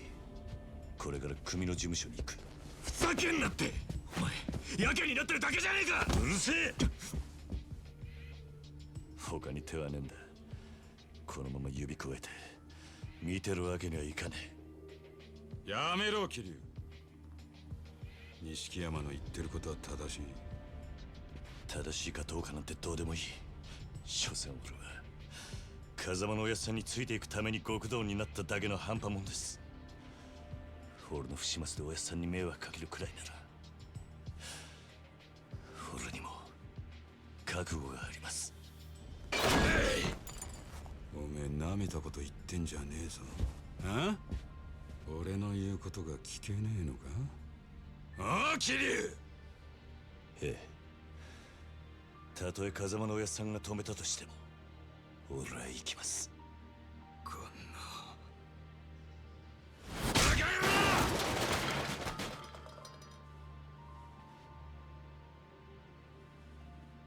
許してください柏木さん。錦、車頼む。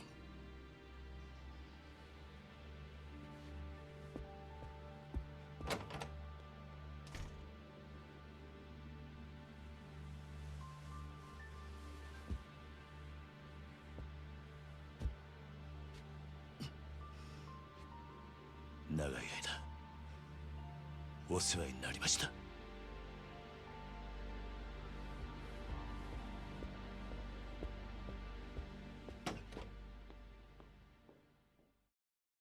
Alright, so the plan here is we're just going to tender our resignation to the Yakuza and hope everything will work out from there. Nothing could possibly go wrong with this plan. Go to Dojima Family Headquarters.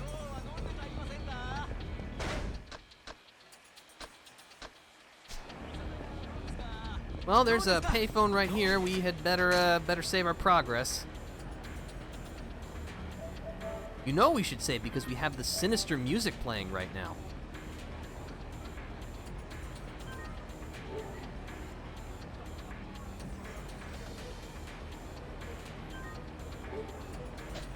All right.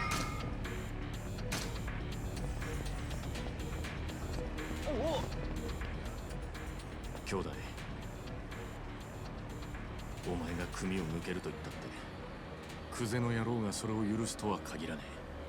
何が起きてもおかしくない。覚悟を決めておくんだ。I am. Let's go. 大丈夫だ。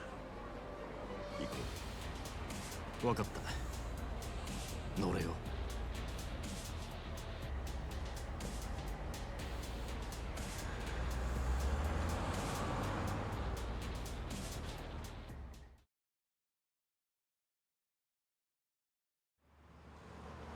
7:38 p.m.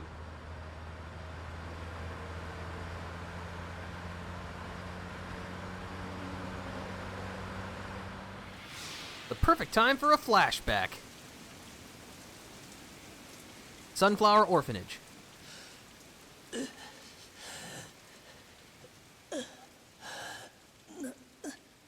なんでだよ、おやつ。俺らの道は俺らが自分で決める。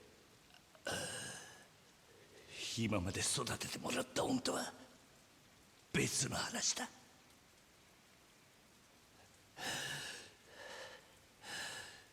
今さら善人ぶんなよ。あんたもヤクザなんだろ。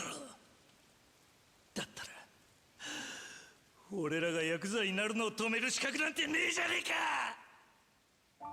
桐生、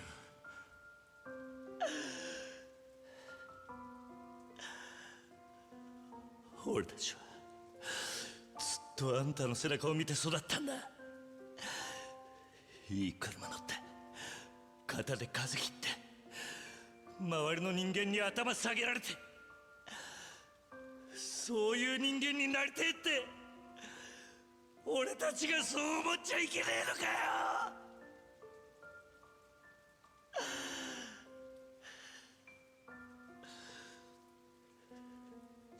つ上がりの人間は夢を見ることも許されねえってのか。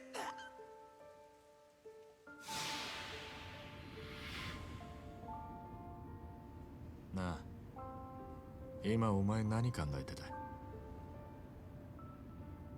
何もぼーっとしてただけだ。俺はよ、いつだったかおやっさんに殴られていた時のことを思い出してた。俺たちがこの道に入る前の晩だったよな、確か。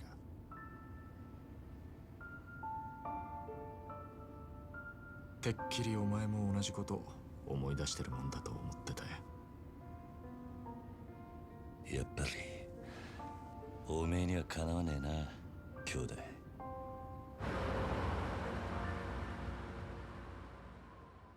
Also, you may have noticed Kiryu and Nishiki weren't wearing their seatbelts. I understand that you're dangerous men who live life by your own rules, but still, proper car safety is important.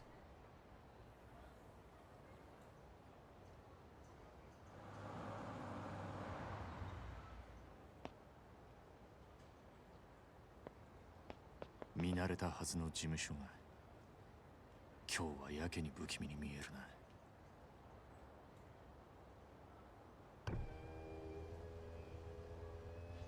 お疲れ様っす。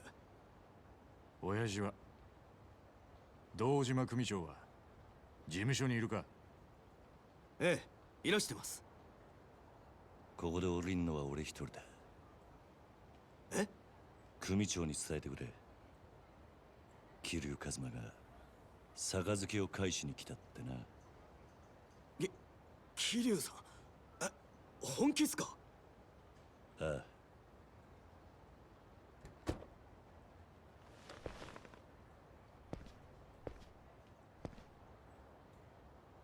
すまなかったな、錦。お前はもう行ってくれ。本当にやるんだな、桐生。組長に話をつける。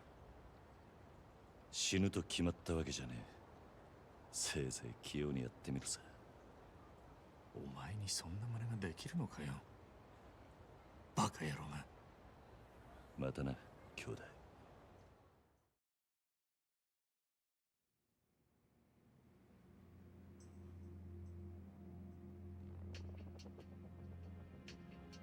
Wow, quite a little gathering that we have here.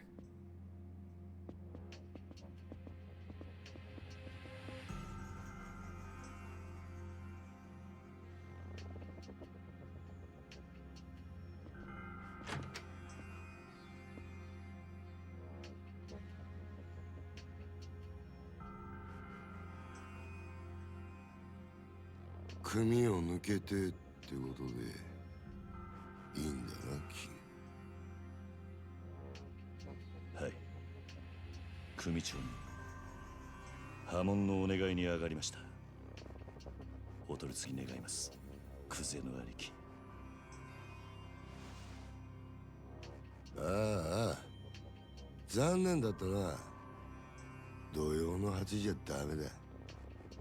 親父のお気に入りのテレビの時間なんでな。話だったら代わりに俺が聞いてやる。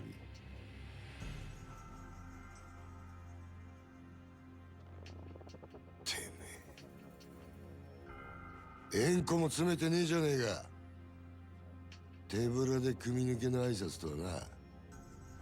てめえ極道舐めてんのか？ああ、あんたと話に来たわけじゃねえ。組長はどこにいるんだ？今現場で組み仕切ってんのはこの俺だ。口の利き方には気をつけろよ。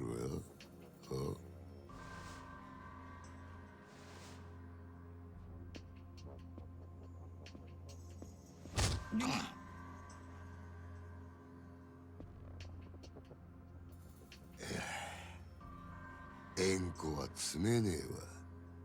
金も持ってこねえ。挨拶だけで組抜けさせてくださいってか？Well, yeah, that was the plan.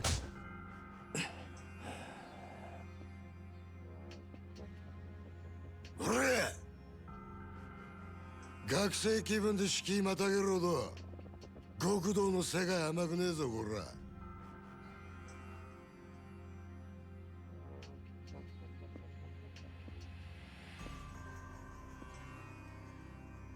よ考え直せやキリ。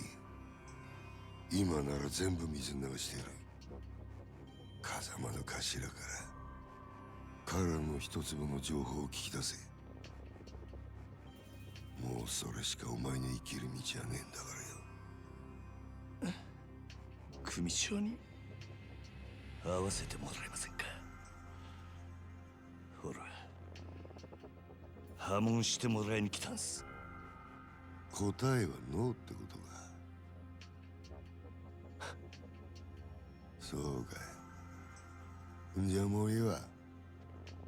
てめえは使い物にならねえってことだな。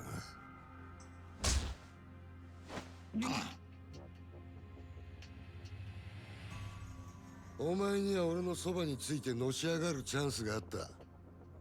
そいつを蹴らなきゃ死なずに済んだのによ。あ、米だ。はい。消し方考えろ。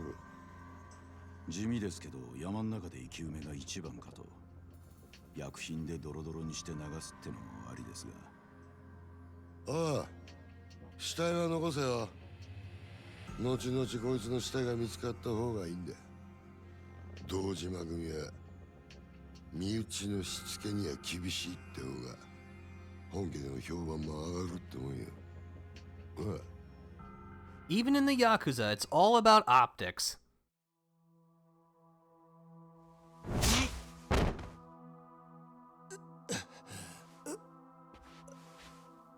あんた、ああ、組を勝手に殺すのか。組長に無断で。寝ぼけてんのか。もう親父なんて関係ねえよ。てめえは組み抜けたんだろうが。確かにそうだ。その言葉待ってたぜ。何？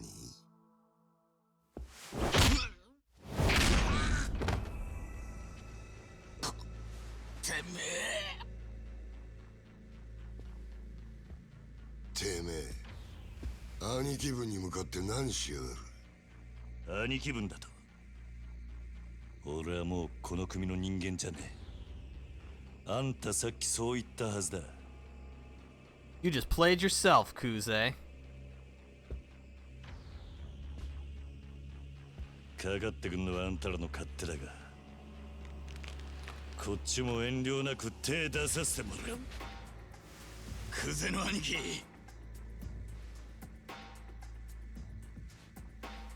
こいつは俺がやらしてもらいます。任せる。好きにしろよ。待て、あんたにはまだ話がある。俺にはねえ。どうせお前はここで死ぬんだ。もし生きて俺んとこまで来られたら話ぐらい聞いてやる。なら首洗って待ってろ。 See you in a few minutes, boss.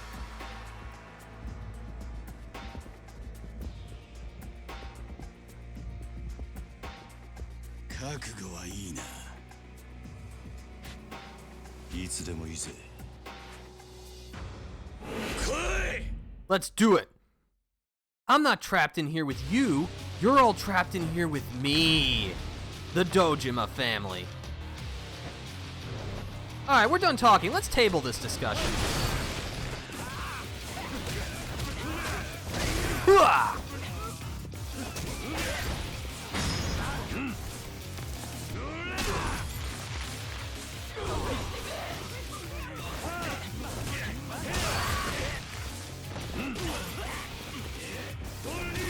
Drop kick.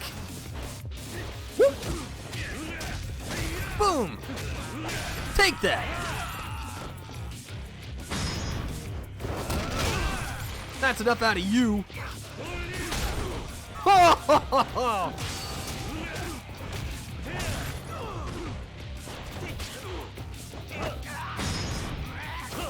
Oh, into the shelf.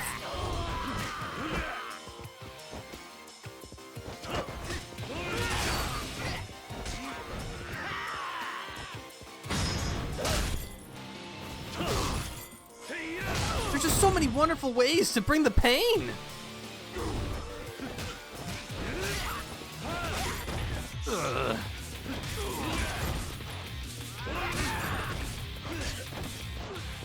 Just you and me now, huh?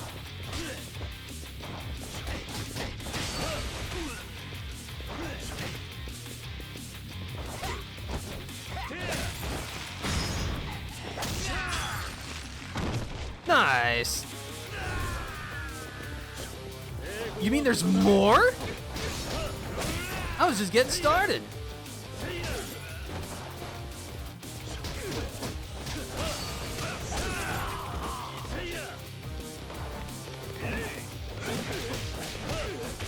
Don't even need to see you to lay the smack down.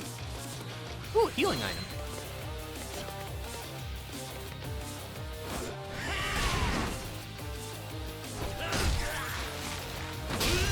Oh, in the face.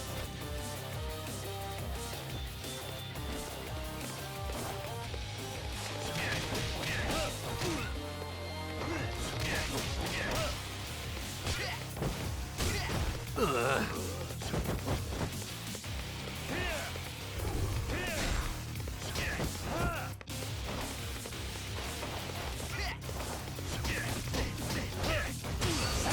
Oh yeah.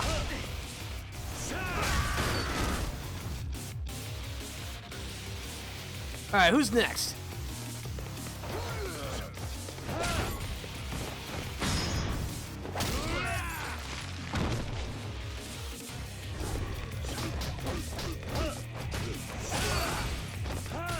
To the curb.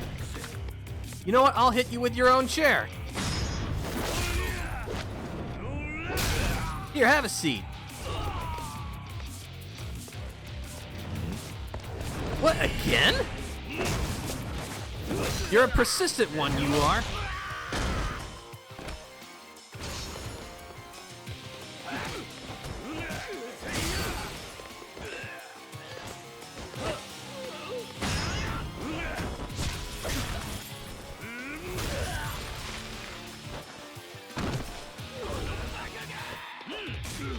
Ow.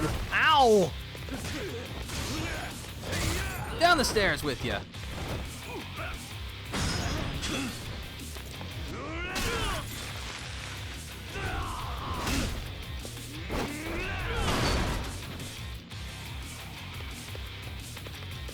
Make sure there isn't anything cool to pick up. Oh yeah, we can get this. You gotta be joking. Look, dude, I admire your persistence, but it's really getting annoying. Actually, you know what?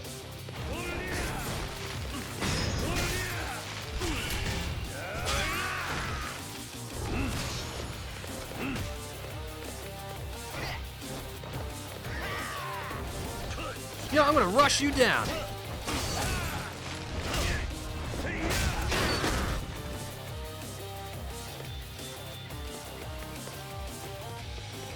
Ooh, another health drink. Get it this way.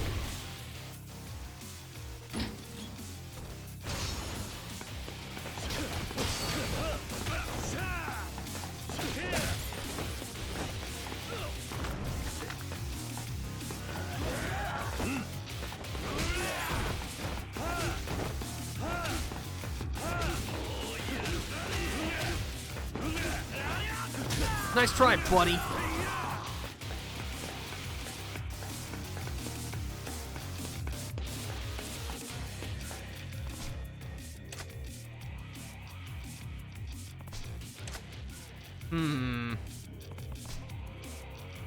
Looks like we're gonna have to jump.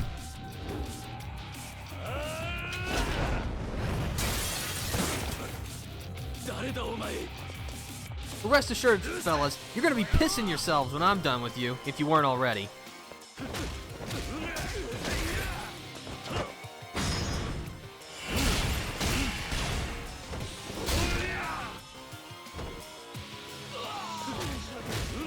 Be afraid. Be very afraid.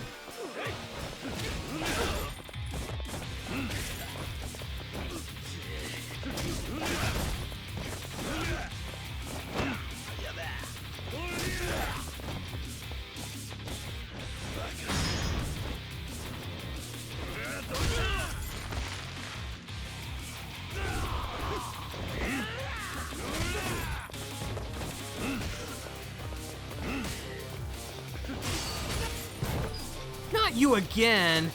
Oh, he's got a knife. Okay, that's how you know he's serious.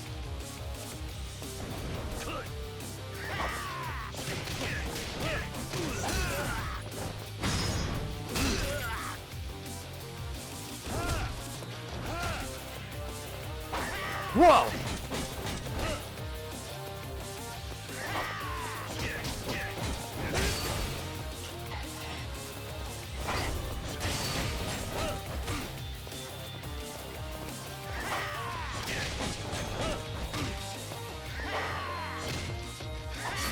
Ow! I was warned about taking a knife to the ribs.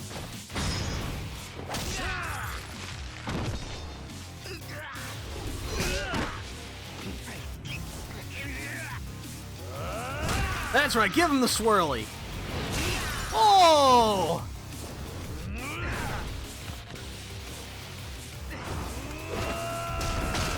Have a nice fall, Yoneda. Don't forget to write. Boy, I hope that's the last we see of that guy. Now, where were we?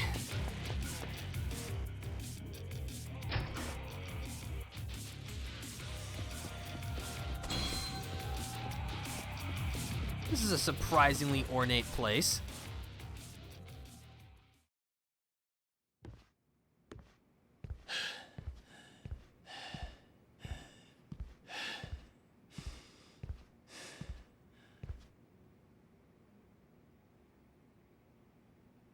派手な短歌切るだけあってなかなかやるなおめえさんも。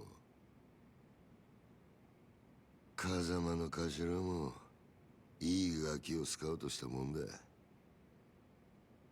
俺がまだボクシングやってた頃におめえと会ってたらプロモーターになりたいぐらいだ。クゼ、口が聞けなくなる前に吐け。殻の一粒の真犯人は誰なんだ？どこに隠してる？ガキが調子に乗りやがって。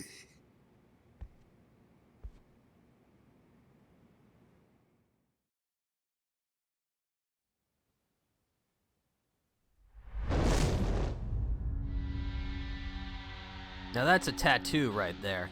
下にいた役立たずどものせいで勘違いさせてまったらしいが、堂島を甘く見るなよ、キリ。お前はもうこの手で直接やらねえと気が済まねえ。 Try me. いつまで脳がきたるてんだ。さっさとかかってこい。ああ？かかってこねえならこっちから行くぜ。 This is our first real boss, Daisaku Kuze, Dojima family Lieutenant Tojo clan. We'll want to stick to rush style for this fight. Again, one-on-one, gotta use some fast movement. Hooah!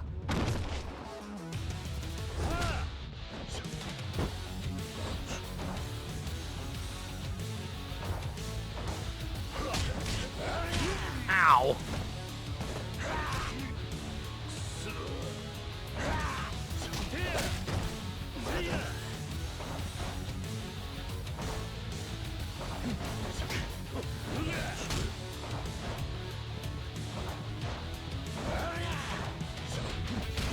Uh-oh.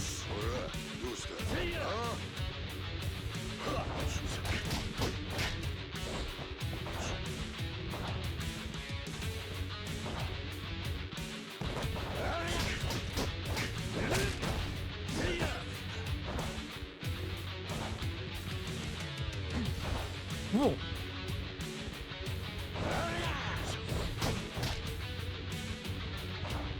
But yeah, as long as you remain on the evasive and wait for your opportunity to strike, Kuze's not too difficult, but he can definitely give you trouble if you're not ready for him. I definitely remember my first time through this game, he gave me a lot of problems.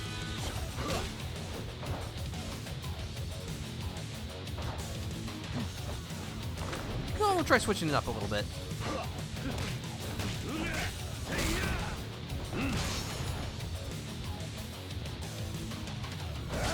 Oh, that's a headbutt. Also, most bosses are pretty resistant to grabbing, so you'll want to keep that in mind. Especially if you try and use it too much. Ugh.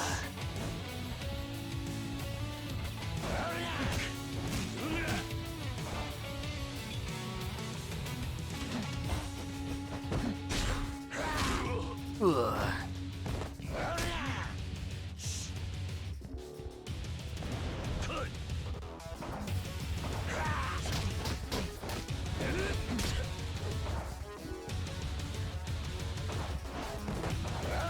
I'd like to try and get through this without using... Oop. Quick time event.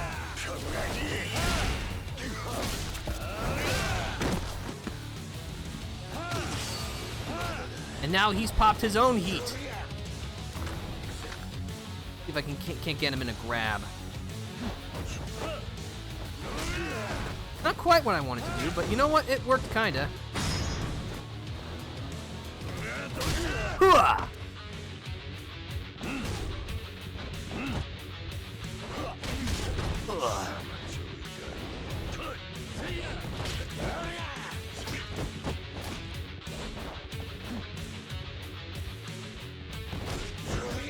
Uh-oh. Oh, no! Alright, well, I wanted to do it, but I don't think I will. So, we'll just use one of these.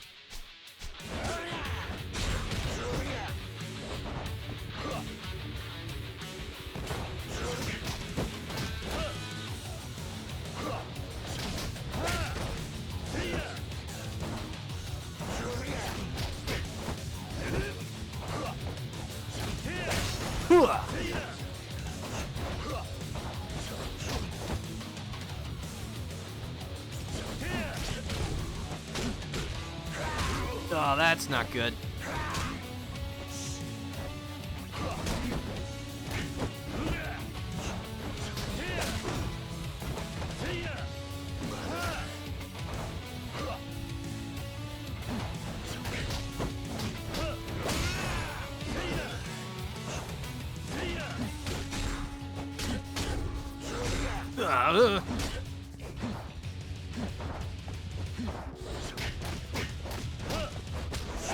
Take that! Oh, nice recovery.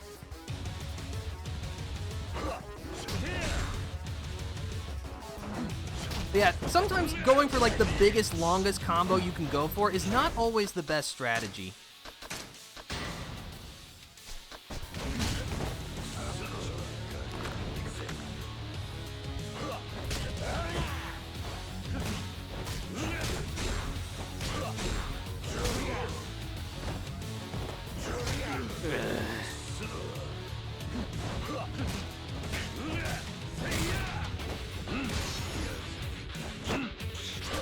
Ah. Yeah, that's the grab counter, all right.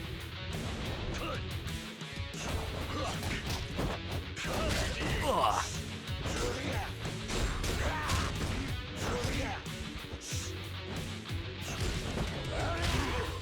Uh-oh.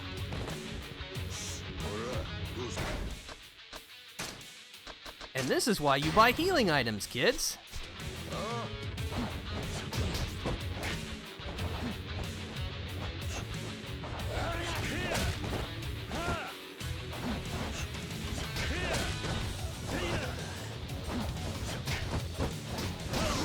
There we go. Definitely a little bit of a problem, but we pulled through. Kiryu, てめえは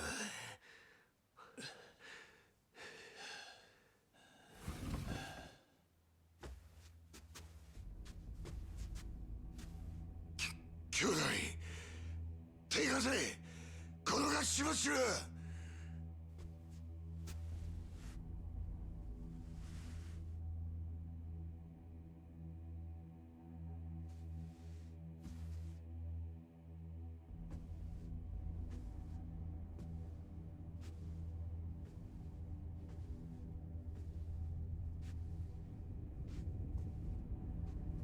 Then you must be the man of the hour, then. 親父。堂島組長。Sohei Dojima, patriarch of the Dojima family, a Tojo clan subsidiary. 怠慢張ってたんじゃねえのか、クゼ。堂島の若頭補佐ともあろうもんが、みっともねえ恥さらしやがる。風間の器にはほど遠いな。でも親父、その頭が拾ってきたガキがこいつです。桐生一馬です。お前取り立てで相手ぶっ殺しちまったそうだな。バカな真似しやがって。そのことで組長にお願いに上がりました。俺は誓って殺しはやってません。ですが疑いがかかってる以上組に迷惑をかけられません。だから俺を破門にしてください。虫がいいこと言ってんじゃねえぞバカ野郎。親父、こいつは俺がきっちりけじめつけます。これ以上親父に迷惑かけませんから。お前仇に手かけんのか。桐生はお前の裁量で組抜けさせたんじゃなかったのか。そんなこといや俺はしてません。親父に向かって嘘はよくねえな兄弟。あわの俺もはっきり聞きました。桐生はもう組を抜けた人間だ。それを殺すのに親父の許しはいらない。そう言ってましたよね、クゼの兄貴。てめえらクゼ、これ以上無様さらす気か。Look at that sneer. That's the look of a man who knows he's been got.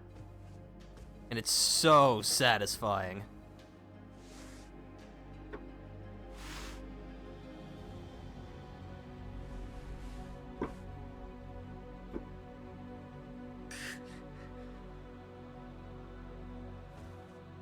Saあ兄弟、クゼ剣能界の人間なら作法は知っていますよね。兄貴の好きなけじめです。男見せてください。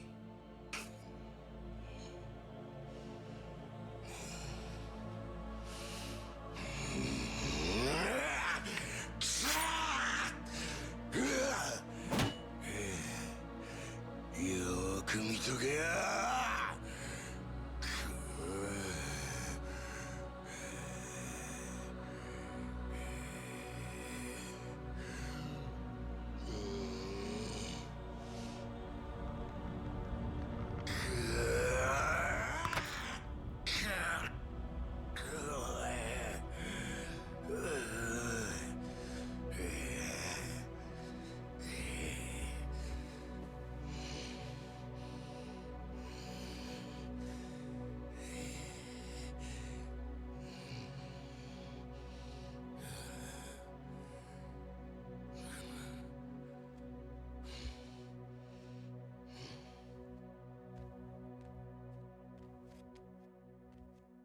Well, look at it this way. You still got 4 other fingers you can use.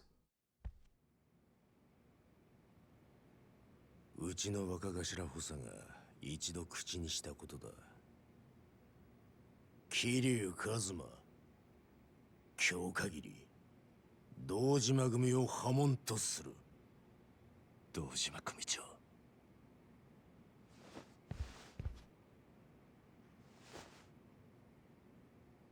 ありがとうございます。桐生、ここまで苦労して組を抜けたかった理由は何なんだ？俺と風間のおやっさんの身の潔白を明らかにするためです。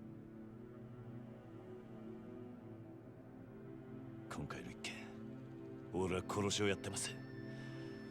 風間のおやっさんも全く関わりありません。ですがあの一坪で俺が金を取り立てた男が死に、組に迷惑かけちまったのは事実です。俺は組抜けて責任取らせてもらいます。ですからどうか風間の親父のことだけは。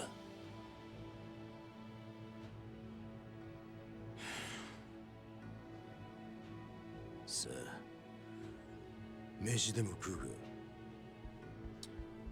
はい。堂島組長、お前が組抜けて取れる責任ってのは何だ？それは絶対に俺があの一粒で男を殺した犯人を捕まえます。それで俺と風間のおやっさんの身の潔白を。そうか、その必要はない。でも犯人は。犯人？そんなのはサツが勝手に探す。お前はもう仇だ。それじゃけじめがつきません。けじめ？だからてめえは仇だろうが。今さらごちゃごちゃうるせえんだ。お前は自分の不手際があると認めるところはあるんだろう。はい、少なくとも自分があの場所で追い込みかけなければ、ひょっとしたらこんなことには。だから破門を申し出た。そうです。安心しろ。けじめならきっちり取ってもらうさ。え？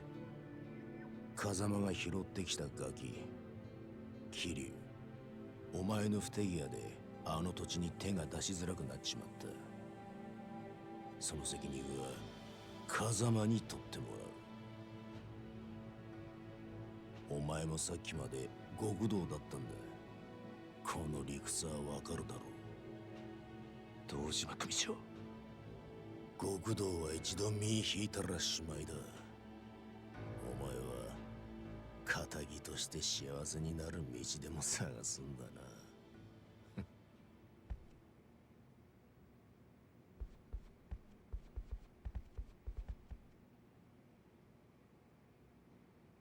どうすればいいんだ。じゃあ俺はどうすればいいんだ。Well, good job, Kiryu. You've ruined everything. Somehow even more than things already were. That's very impressive. But yeah, we're now out of the Yakuza, and we've accomplished nothing. 11:28 p.m. So yeah, we just put a bunch of guys in the hospital, cost Kuze a pinky, and we have nothing to show for it. Great plan, Kiryu.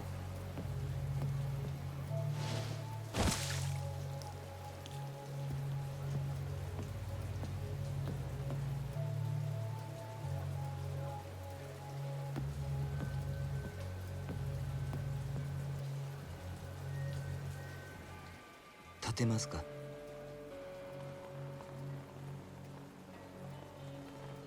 このままだと風邪をひいてしまいますよ。私は立花と申します。立花。あなたが今置かれている状況は全て承知しています。私はあなたと会うこの時をずっと前から待っていたんです。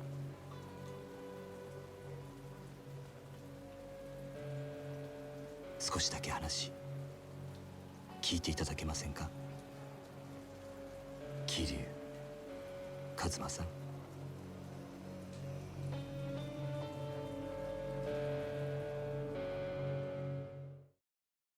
How's Yakuza going? It's going pretty well. Solaire of Somewhere. We're glad to have you here. Hope your Sunday's going well.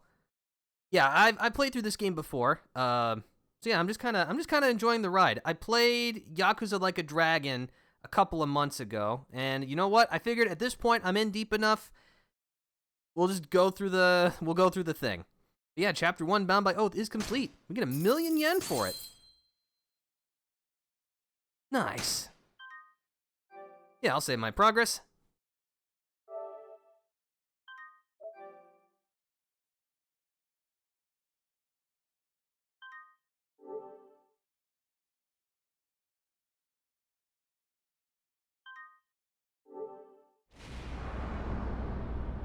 Chapter 2, The Real Estate Broker in the Shadows.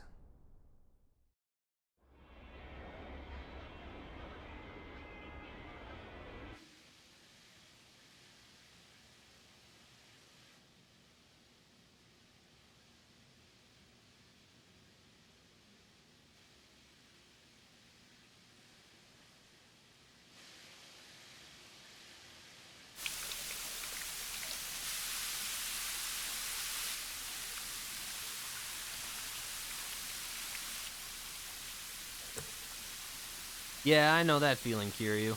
Sometimes I stand in the shower for minutes on minutes at a time, wondering where the hell everything went wrong with my life.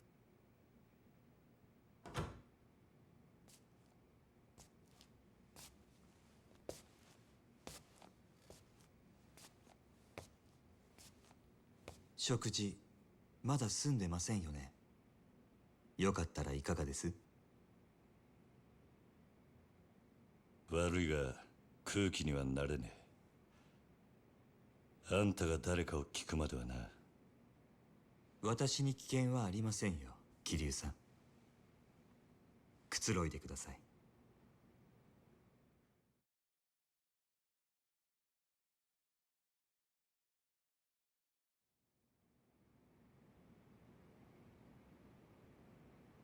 俺の服はだいぶ汚れていましたのでクリーニングさせています。すぐにお返ししますよ。立花さんだったな。ええ。ご安心ください。私は堅気の人間です。カムロ町で不動産屋を営んでいます。不動産屋？それが俺に何の用だ？料理本当に食べないんですか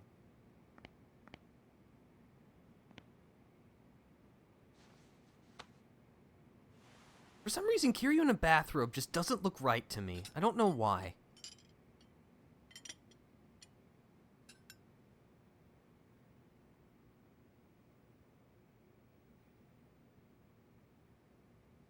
右手は義手です。無作法なのはご容赦を。数年前に失ってから寒くなると痛みます。不思議なもので、ないはずの指先までうずいて鎮痛剤も効きません。四六時中痛みを我慢するだけです。でも痛みを顔に出すのは面倒なんでやめました。そんなことは聞いてねえ。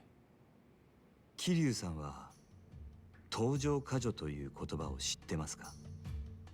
登場？登場過剰。いくつもの花が集まって大きな一つの花になっているものをそう言います。実はあなたもよくご存知のある花もその登場過剰でしてね。何の話をしてる？ひまわりですよ。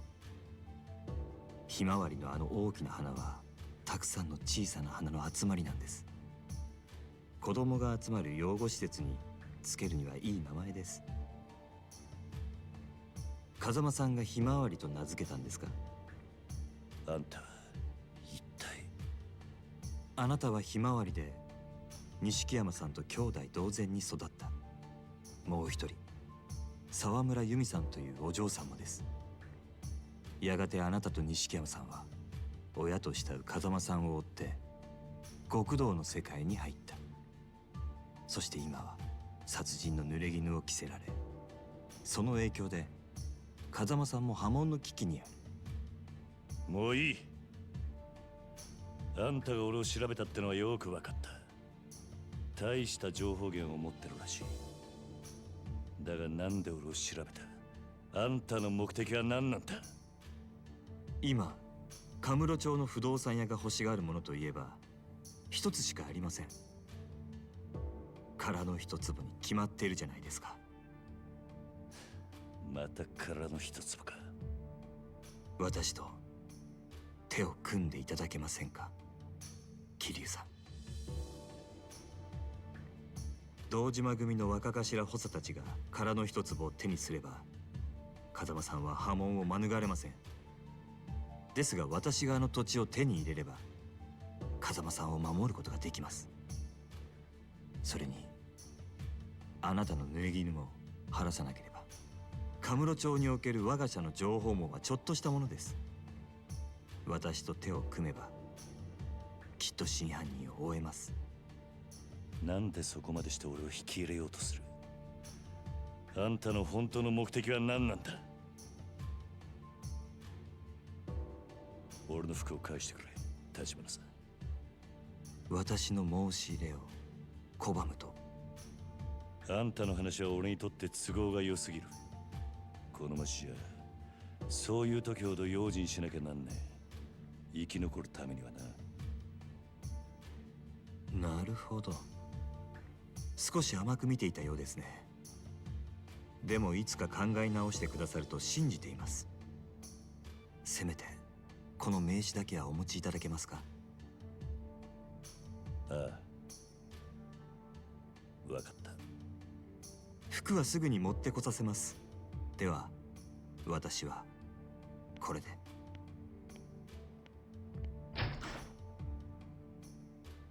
Yeah, that guy's clearly not your average real estate broker.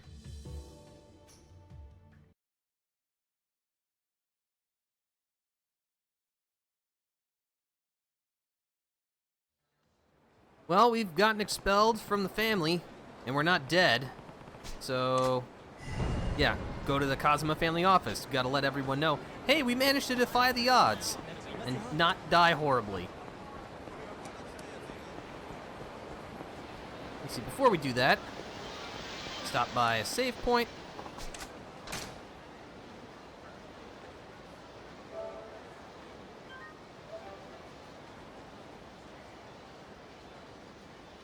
But yeah, Solaire, it seems you're pretty familiar with the franchise. How much of it have you played?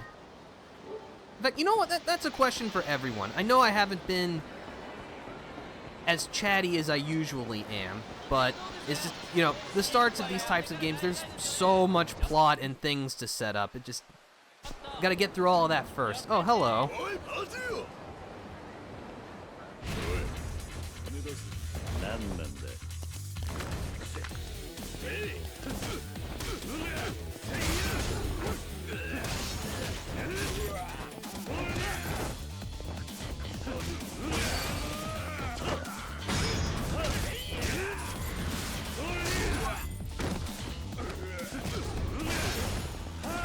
Even though I've seen them dozens of times, you know, certain heat actions just, they never, ever get old. Oh yeah, I've got all this money. I should probably spend it. Let's see, what do I want to get? Ooh, yeah, Power Surge for Brawler. Nice. Let's see, I could get heat retention. I'm not familiar with the game at all, but I followed you at some point, so I started watching. Oh, okay. Still, that's all right. I'm glad you decided to join us for this. This is going to be fun. I was honestly kind of worried at first, just because, you know, Yakuza is a big franchise, and each game is not insignificant. But, you know, if I can make it through Yakuza Like a Dragon, I think I can make it through everything else. At least that's the hope. Let's see. Hawk Spirit. Intimidate the enemy to fill the heat gauge and frighten them. This fright effect only works against certain weaker foes. Yeah, as you've seen, some skills require you to be in specific heat gauges. So for this, we have to be in the third heat bar to frighten them. Let's see, that's too expensive. Charged Fist. There's just so many things. Not enough money to get them all. You know, how about more health? Could never go wrong with more health. Let's see. Charge knee strike. A mighty knee strike unleashed from a low stance. Alright, sure, we'll get that. Let's see. Heat retention damage.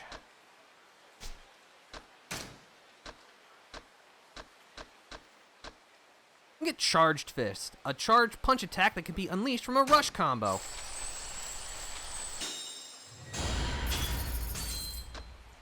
Then we have Evasive Weaving.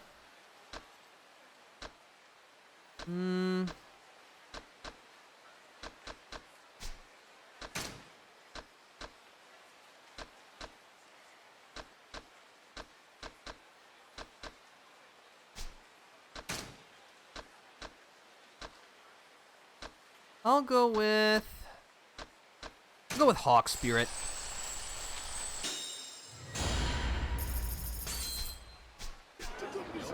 All right. Actually, how many completion points? I have 4. That's pretty good. Let's make our way to the shrine and cash these in.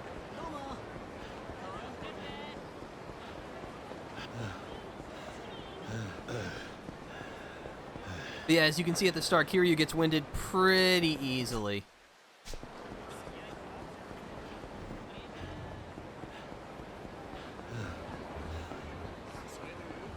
This is the 3rd time we found one of these, like, shakedowns happening in this exact same place. Apparently this is just the place to get mugged.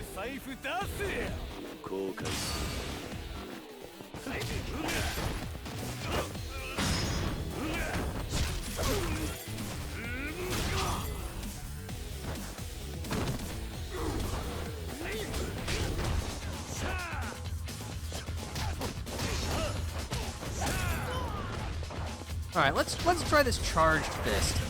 Well, not if I get punched. Oh, that's pretty good.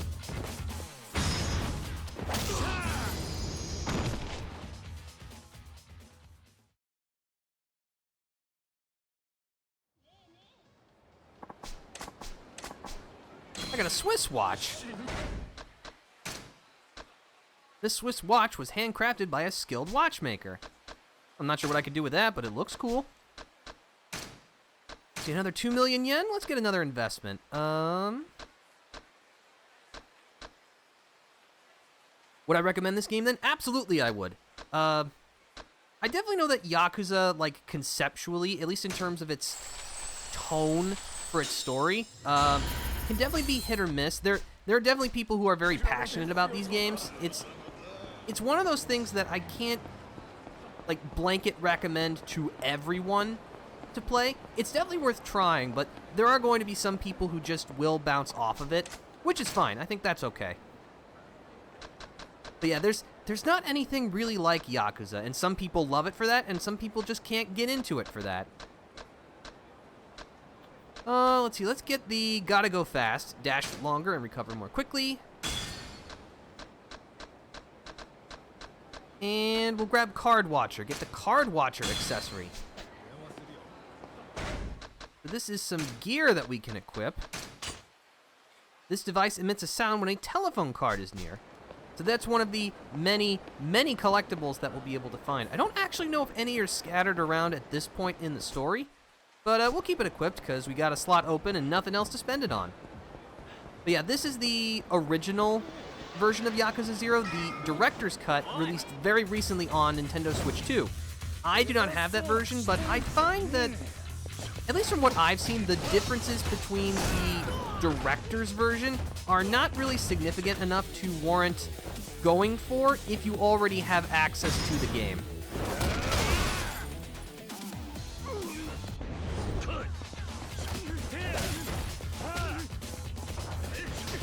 What a slow punch. You waste my time.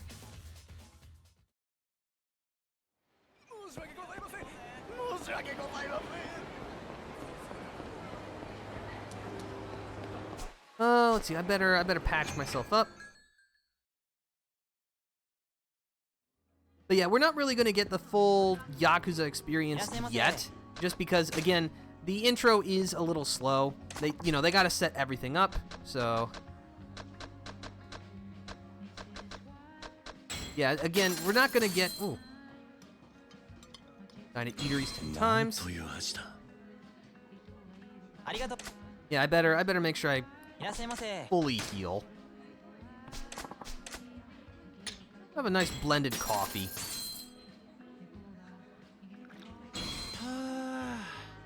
Because, yeah, these games have a ton of things to do in them, but a lot of them are blocked by story progression, and I don't think we'll actually get to most of the things. Like, the game's not really going to open up until, like, chapter...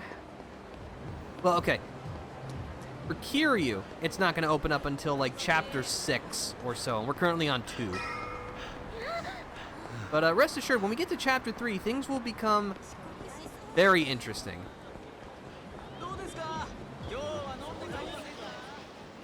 Well, here we are, back at the Kazuma family office, not dead.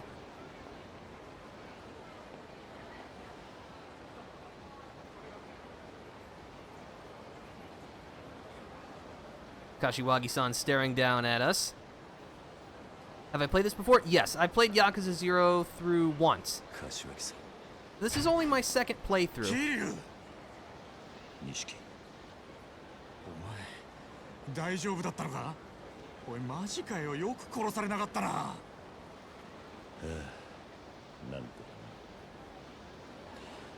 とだがこれで俺はきっちり堂島組を破門になった。そうか。それじゃあおやっさんももう大丈夫ってことか。 Yeah, about おや that. っさんのことはまだだ。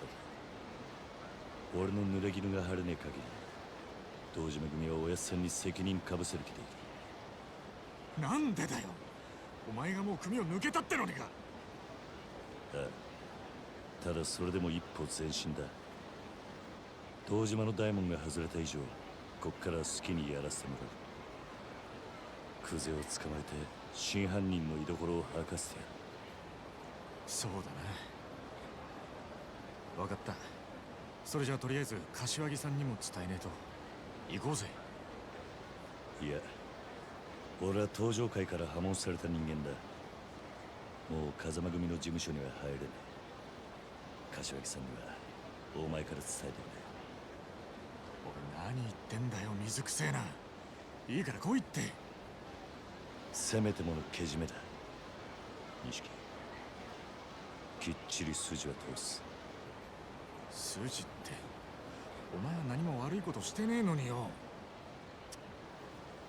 だったらお前この後アパート帰るだろ。俺もすぐ行くから詳しい話はそこで聞かせてくれ。分かった。じゃあ後でな。 Alrighty then. Yeah, there's a guy with an eye patch, right? That's all I know. Yeah, that is, he'll be our other main playable character. We need to go home. That's our next objective.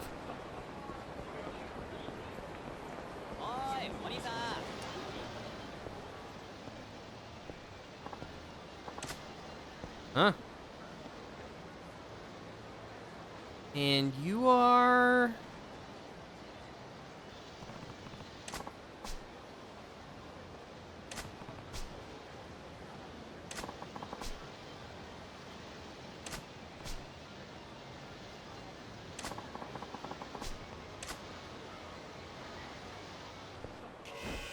All right, this is Mr. Shakedown. And this might be a bit of a scary fight. So, it is possible to win this fight on your first attempt, but it will be pretty tough. And you don't game over for losing this fight, so don't waste any of your like healing items or anything on this. As the name might suggest, Mr. Shakedown is only interested in your money.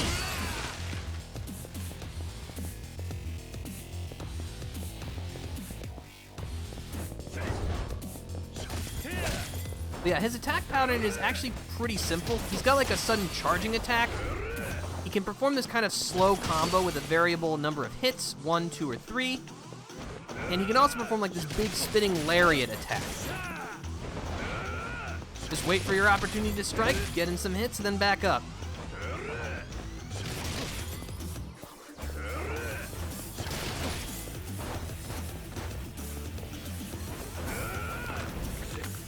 See if I can't hit him with a big object. Yeah, this'll do.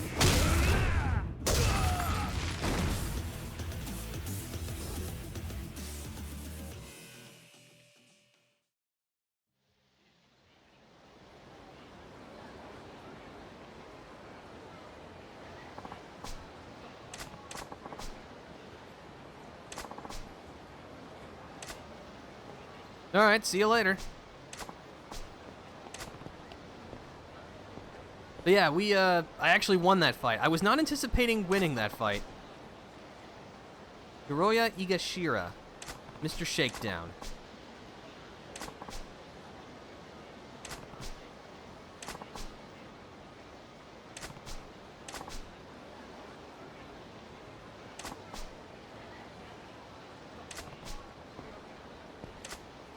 If you lose to Mr. Shakedown in battle, he'll take all the money you have. If you spot him in the street, the safest tactic is to run away before he can rope you into fighting.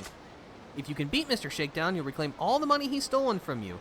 The amount he's carrying varies at different times. If you can take him down when he's especially flush with cash, you can make back more than what you've lost. So yeah, high risk, high reward.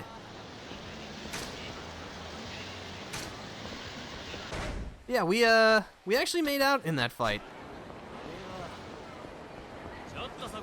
Hello, gents. Are you enjoying the evening? Hold on, I got a bicycle. That's like a weapon of mass destruction when in Kiryu's hands.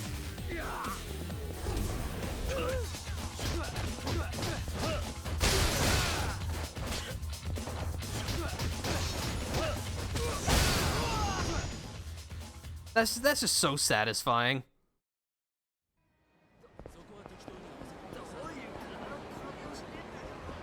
So yeah, we want to head through the hotel district.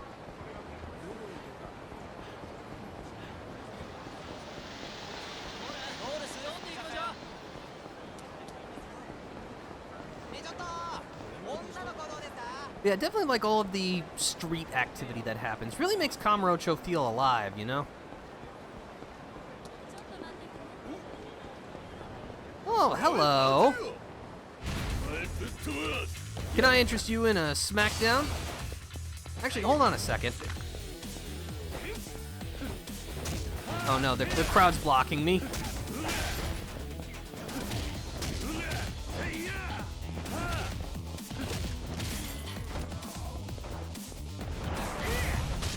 Ow. Let me test out. Darn it, man.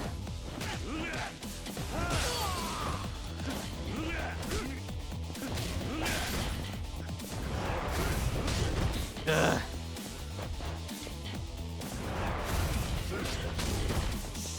Takes too long to charge. I was trying to hit him with my fancy new charged knee strike, but I guess I need a little more technique.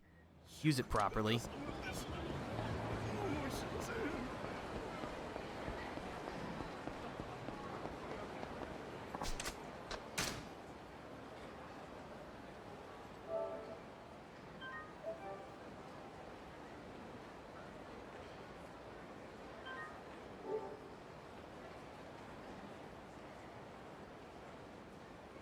Unfortunately, saving on the original PS4 version does take a little bit of time, but it's not too bad.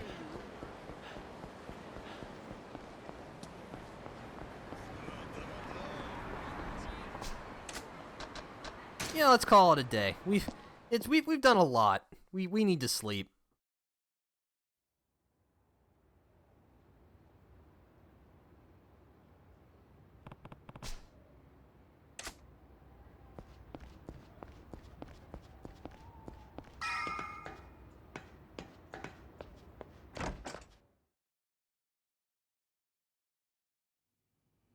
Well, here we are, home sweet home, such as it is.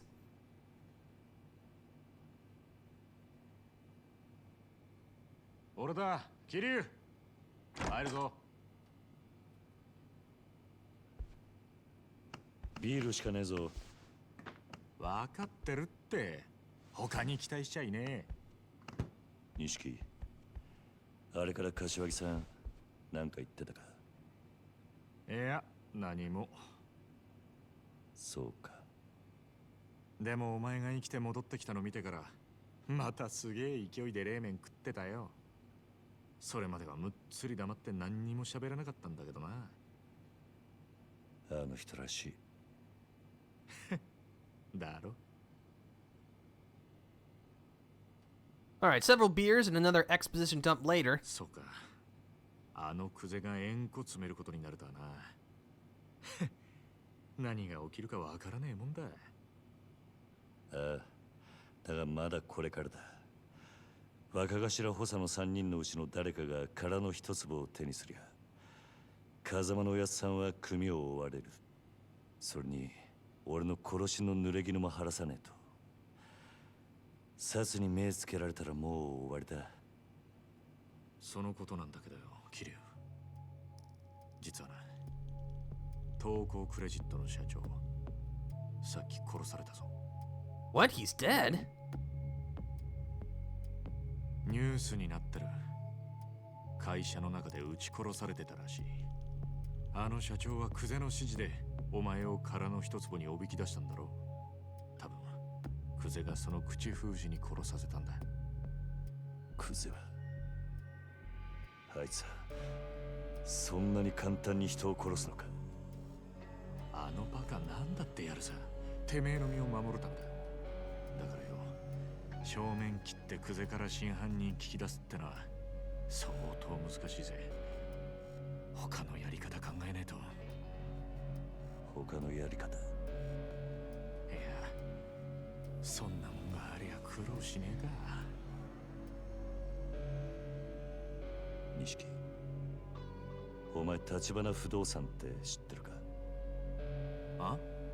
橘不動産？組を抜けた後、その橘って男が来たんだ。殻の一粒を手にするために協力しろとな。奴は俺の濡れ衣を晴らせるとも言っていた。おい、また桐生。俺知ってるぞ、この橘不動産。奴ら殻の一坪にまで手出そうとしてんのか。どういう連中なんだ？橘不動産は町に事務所構えてるような真っ当な会社じゃねえ。俺も聞きかじりだけどよ、一言で言え、カムロ町に特化した不動産乗っ取りのスペシャリストだ。不動産乗っ取り？ああ、今カムロ町は狭い土地に飲み屋やら風俗やら店がひしめき合って空きがねえ。しかもそのほとんどを東上界の極道たちが仕切ってる。だが橘不動産はそのカムロ町の鉄の壁に穴を開けることができるんだ。鉄の壁に穴を開ける？どんなに繁盛してる店だろうが、橘不動産が目をつけりゃ数日持たずに中の人間は追い出されちまう。金、脅迫、嫌がらせ、ヤクザ顔負けのやり口で店潰しちゃ空きになった不動産を転売するって話だ。たとえ東上界のケツ持ちと勝ち合おうがお構いなしにな。今時の不動産周りは金の足づかみ競争だ。得体の知れない連中が群がってる。けどその中でも橘不動産は札付きだ。東上界本家も連中を排除しようと追ってるらしい。本家か？そのくらい厄介な連中ってことだ。けどそいつらがおめえの味方につくとなると面白くなるな。信用できる相手ならの話だ。なんで俺を引き込もうとするのか橘の腹が読めねえ。なら明日少し突っ込んで橘不動産を調べてみようぜ。探ってみる価値はある。いや、調べるのは俺一人でやる。あ？お前が俺と一緒に動けば堂島組に目をつけられる。お前は関わるな。桐生。組抜けると決めた時から一人でやるのは覚悟の上だ。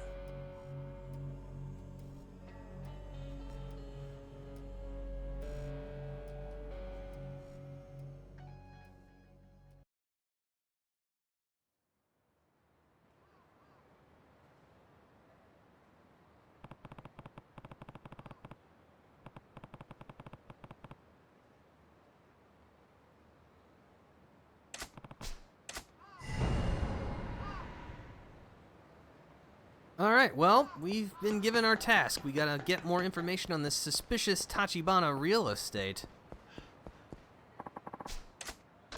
And we're off, back to Kamurocho.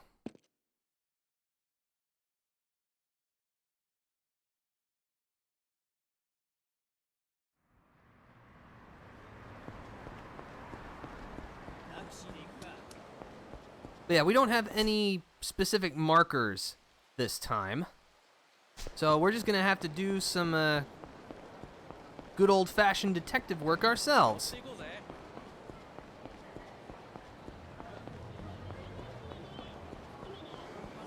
Alright, I appreciate that, Solaire. Also, sorry, I try not to talk during cutscenes and anything going on if I can avoid it. Sometimes I figure it's best to let the game speak for itself.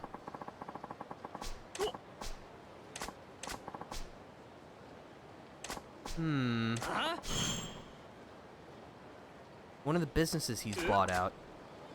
Okay. That's something.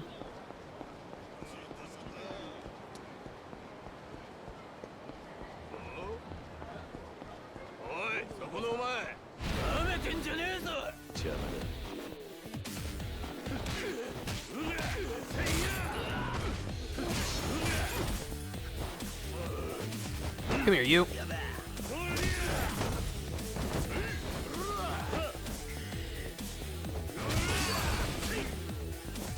Thought I could. Oh, yes, I can't. No, that's a different heat action. I thought I could have done something else. That's okay. It's still brutal and satisfying. You know what? You get the drop kick. Send him flying.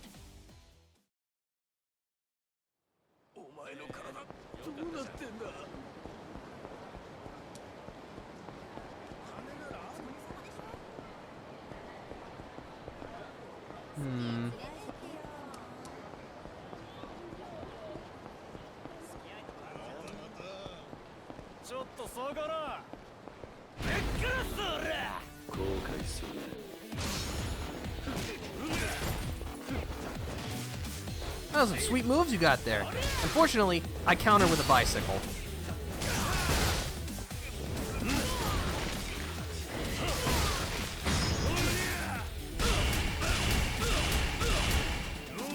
See you later, chump.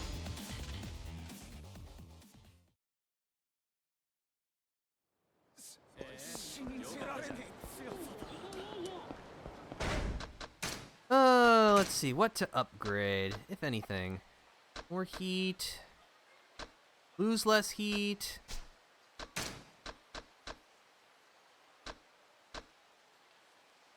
Get evasive weaving. Weave away from the enemy during a rush combo. So yeah, we can quick step during a rush combo. That'll come in handy. Now let's see, if I was a suspicious business being bought out, where would I... Oh, hold on. That sound indicates there's a telephone card nearby.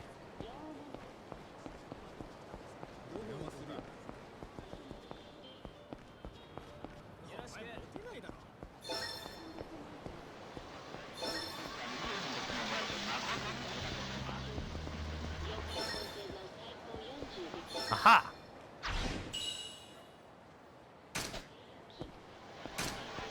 You'll find telephone cards depicting adult actresses scattered around town. There are 3 card designs for each actress, and once you pick up one design, the next you find will be different. Use R3, push in the right stick to switch to first-person view when you want to check your surroundings thoroughly.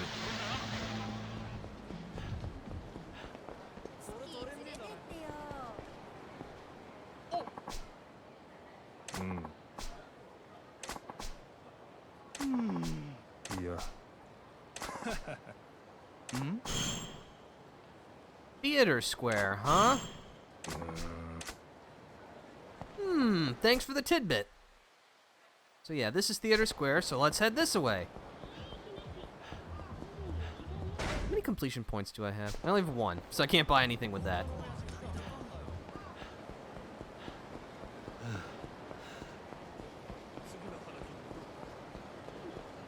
But yeah, at least in terms of like what I'm going to do for this game, like in terms of how much of the side stuff I'm going to do, honestly, I'm just going to do what I want to do. I'm not going to make any guarantees that I'm going to go through everything, because if I did, I would be playing this game until the heat death of the universe. And as much fun as this game is, I do have other things that I would like to do as well. You know what? Come here.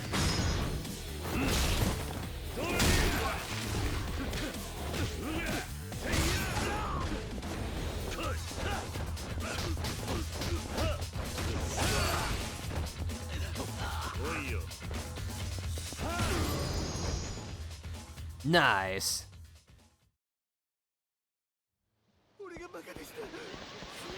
I know some people definitely get tired of the random, like, street fights every now and then, and, like, I understand that to some degree, but it's also, like, the combat is just so brutally satisfying that it doesn't really bother me. Oh, hello. This looks important.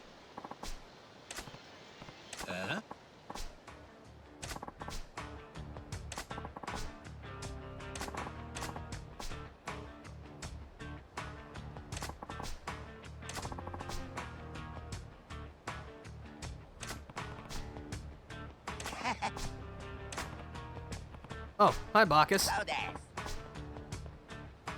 Miss Tatsu the Debt Collector.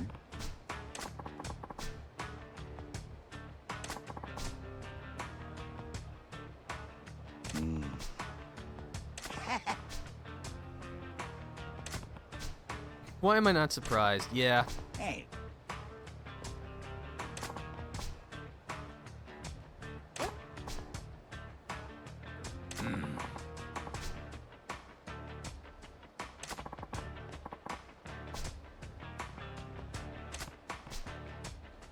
No. All right, I'm watching.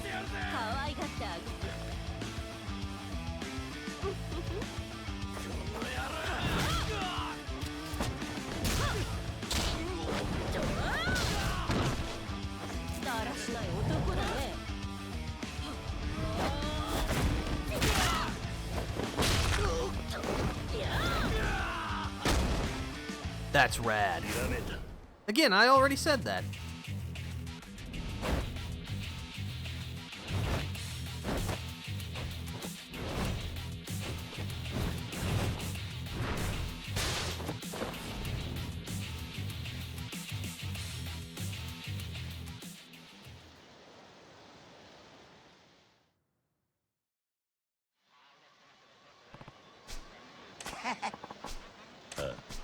Oh, yeah.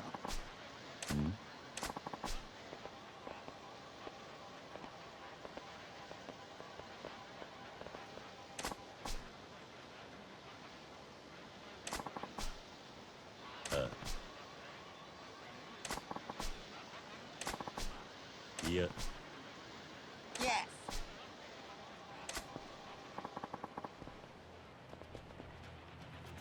Well, I would want you groveling at my feet, crying uncontrollably, but, you know, you going away will be a close second.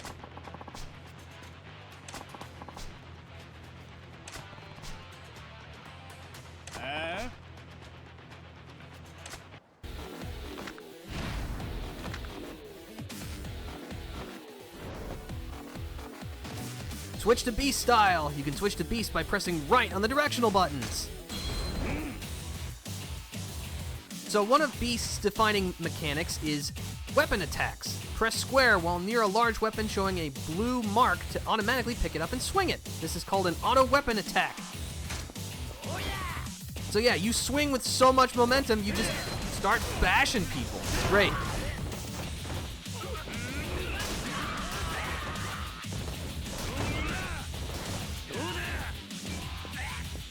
However, as you can see, in Beast style, you move much more slowly.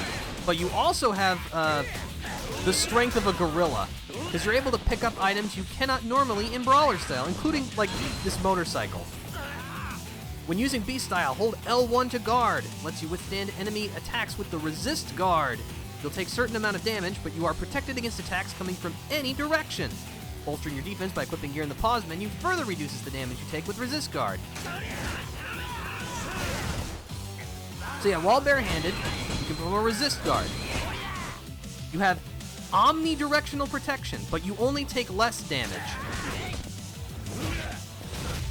And as you can see, your swings are much more wide-reaching than in any of your other styles. So Beast is definitely your crowd-clearing style. Going for a ride! Yeet!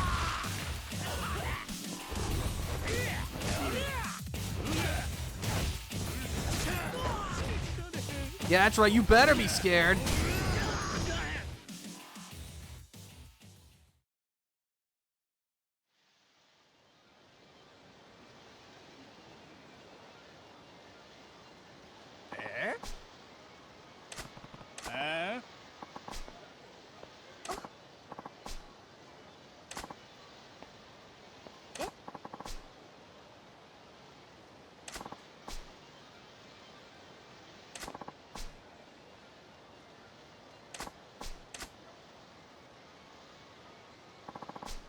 Yes. What? Yes.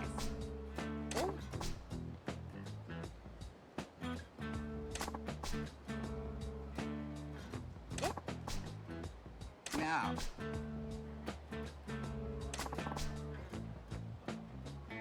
Oi. Yes. Negotiating an apprenticeship. Oh boy. This guy's always got some kind of ulterior motive going on. What's with the obsession about me getting stabbed?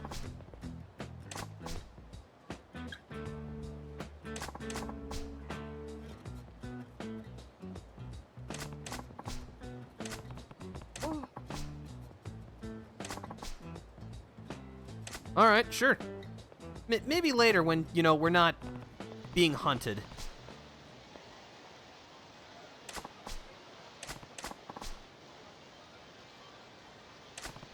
Afternoon drink.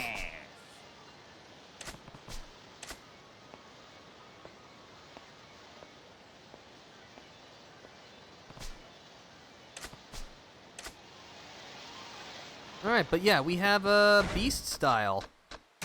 Means we gotta upgrade it. A battle style focused on power. Overwhelm and crush enemies using the weapons at hand or grabs and throws.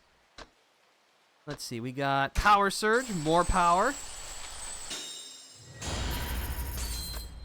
Guarded charge. Charge forward while keeping your guard up. You won't be staggered by attacks below a certain power level. Hold guard, then press heavy attack. And finally, more health. Because who doesn't want more health? Nobody I want to hang out with, that's for sure. So yeah, you might be wondering, what are like the M's on each chart? Each style has a master that we can visit. We have to buy the abilities that are attached to these master icons before we can undergo training to get whatever upgrade is associated with them. Yeah, always something to keep in mind.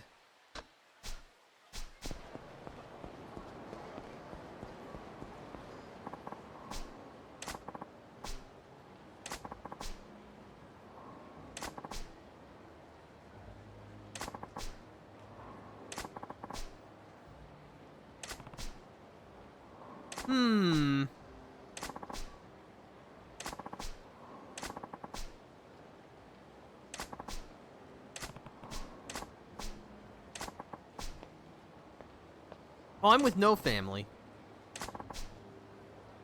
And I love that we're just talking past this guy. That's great. Muscle. All right.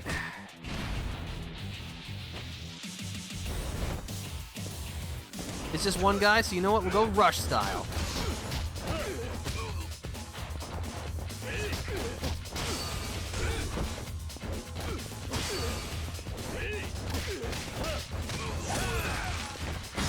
And curb stomp.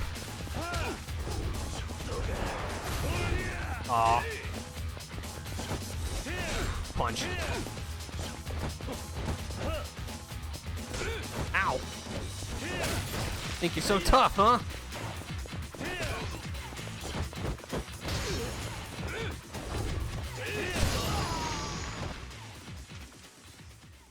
Wow, you had a lot of money on you. I appreciate that. I'll put it to better use than you could ever do. You just did.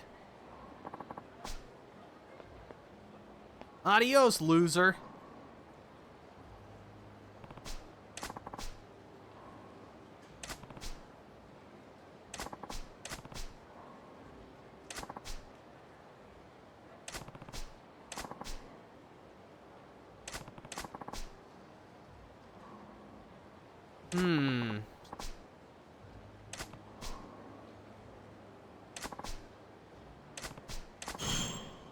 The Hakua building on Shichifuku Street.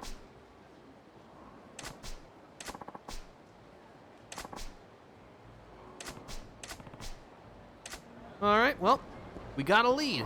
Let's make our way over there. Oh, hello. Oh, look at all this stuff lying around.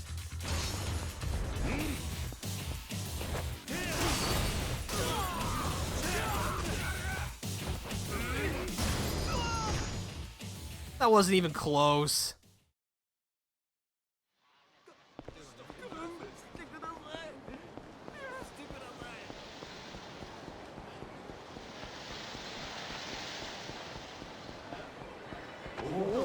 Excuse me.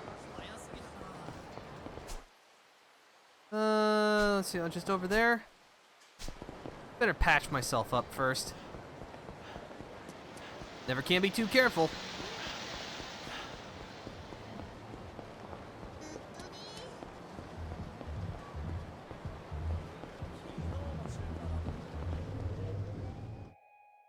I never quite remember which door I'm supposed to use for each of these locations. Is there an item here?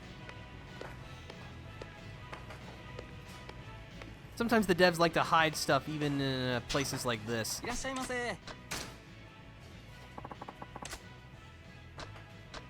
Give me the large one, please.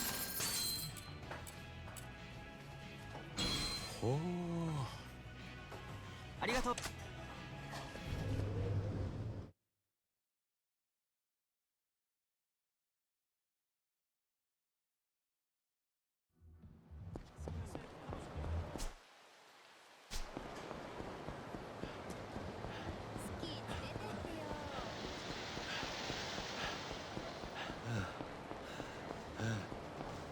I have to say, Kamurocho, especially in this era, just doesn't look right unless it's set at nighttime. Maybe it's just all the sleaze.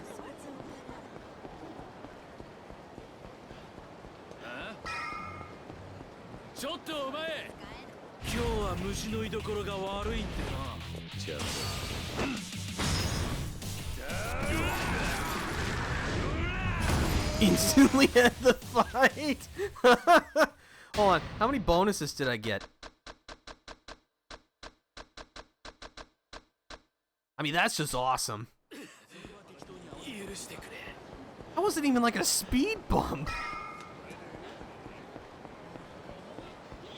Oh, hello.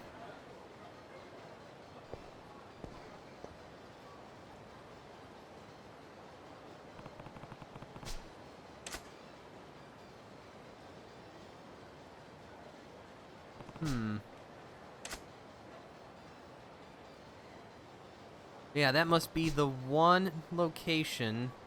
Namase Bar.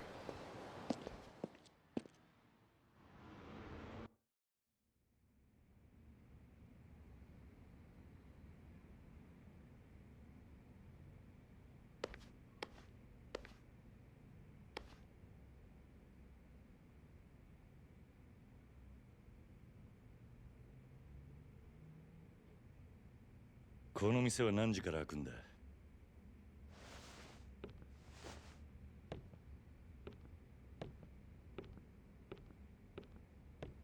I guess we'll just let ourselves in then.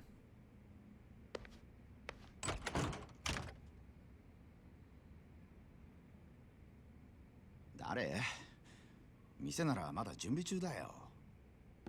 立花不動産の話を聞きに来たんだが、あんたここの店の？店長だけど、もしかして人生一家の人？人生一家？なんだ、違うのかよ。おいちょっと。少しだけ話を聞かせてくれないか。あんた橘不動産にこのビルから追い出されそうなんだろ。何なのあんた。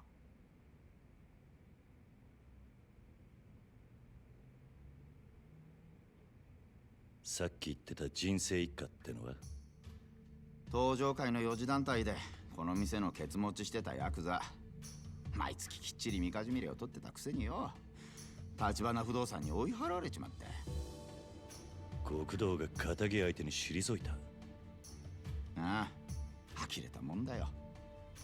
このビルの他の店はもう橘不動産に立ち退かされたのか？ある時急に橘不動産が来て、このビルのオーナーになったから全員出てけってさ。中には橘不動産って聞いただけで店閉めるやつもいて、残ってんのはもううちだけ。あんた家族で店に住んでいるのか？住む場所別にする余裕なんてないからね。かみさんはビルに住み着いてるホームレスが怖いって奥から出てこなくなったよ。連中よこしたのも橘不動産の嫌がらせ。ホームレスにビルの中で小便させたり、大声をあめかせたり、不審火まで出しやがる。橘不動産の人間も毎日来るのか？最近来るのは無言電話だけ。夜通し何百回ってかかってくるよ。誰だ？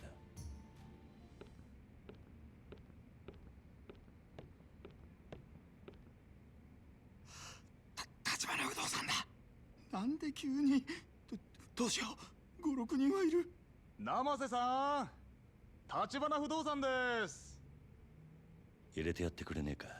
連中と話してみたい。安心しろ。何があっても俺が守ってやる。わかった。Those are some bright red shoes. I hope they weren't stained with other people's blood.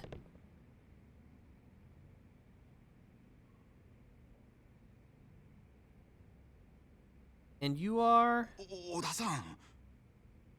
どうも生瀬さん。どうすか、立ち退きの件考えてくれました？うちは出て行きませんよ。そうは言ってもこのビルはもううちがオーナーになってるわけだし、勝手な都合を並べて居座られちゃ困っちゃうんだよな。だからって毎日毎日嫌がらせしやがって。うちには赤ん坊だっているんだぞ。見ない顔だけどそちらさんは。ねえ生瀬さん、こんなヤクザに耐えると後が怖いですよ。あいにく俺は仇の人間だが、この店の用心棒と思ってくれていい。用心棒？誰に対してのです？橘不動産って仇ずらしたヤクザだ。別に部外者が何言おうが構いませんが、それより今日はちょっと預かってきたもんがありましてね。これ人生一家の親分さんからです。何それ？今まで生瀬さんが人生一家に取られたみかじめ料、月3万の3年分に色つけて200万。生瀬さんの代わりに取り返しておきましたよ。極道から金を取り立てた。あんたらがか。200万。それとうちの社長から気持ちとしてプラス200万。お子さんのミルク代にもう200万かな。ねえ生瀬さん、もうこれで手打ちましょうよ。早いとこのビルから出てっちゃもらえませんかね。金の問題じゃねえ。俺はな、勝手な理屈で弱い者の人生好きにできるって、あんたらのその態度が気に食わねえんだよ。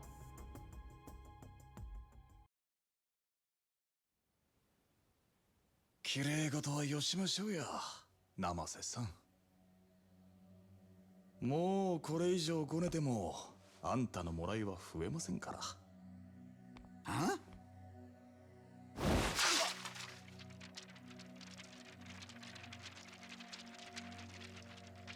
見えすぎた芝居しやがって。金の問題じゃなかったら何の問題だ。こら。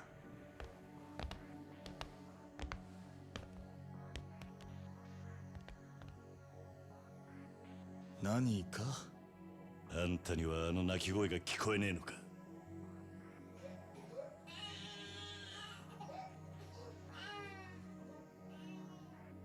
子供の前で親の顔にさっさば叩きつけるのが橘不動産のやり方か。そちらさんも人様に説教垂れるほど真っ当な人間には見えませんがね。まあいいでしょう。生瀬さんにはこちらの誠意が通じたと見えますし。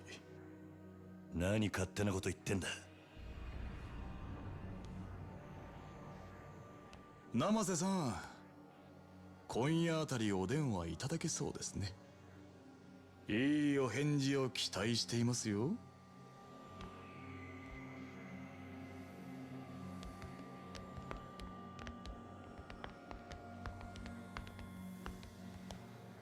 今時こんな街で妙な正義感匂わせちゃ命が危ないよ、お兄さん。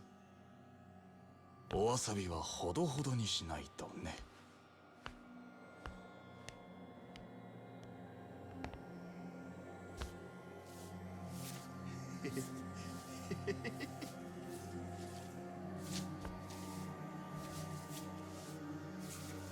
あんた、この店閉めて出ていくのか？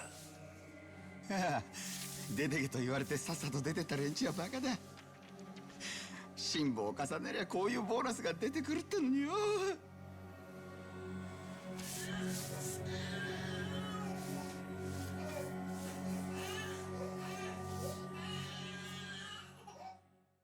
Everyone has a price they're willing to pay. Anything can be bought. You've got enough cash. Especially in this day and age. Well, we didn't get much out of that.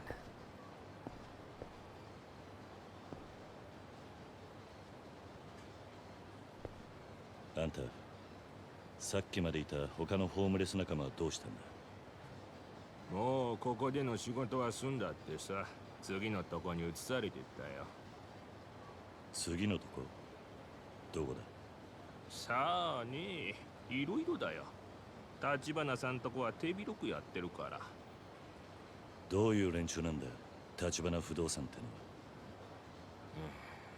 は。何が目的か知らんけど、あそこに関わんのはやめときな。あの人たちはカムロ町の闇だよ。闇？俺から見りゃヤクザなんかよりよっぽど怖い。カムロ町中に目と耳を張り巡らせてるから。相手がヤクザだろうが弱み見つけ出してすぐに金玉握っちまう。人生一家もその手で追い払われたってわけか。聞いた話じゃ、人生一家の組長、この間東上会本家から指詰めさせられたらしいよ。何？本家への上納金ちょろまかしてんのが匿名で作られてね。もっとも作られたのはそのほんの一部。全部ぶちまけられたら組長絶対殺されるっていう。なるほど。橘が小出しにチクって脅しをかけたってことか。別に俺は橘さんとこがやったなんて一言も言ってないよ。ただヤクザのそんな弱み探り出せんのあそこ以外にはまずないだろうけどね。Yeah, we can read between the lines. 俺があとあんたに言ってやれるのは、橘からは手引けって忠告くらいだね。Well, thanks for the tip.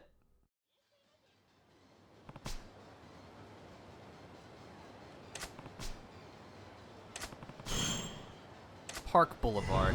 Find the homeless men. Alright, well,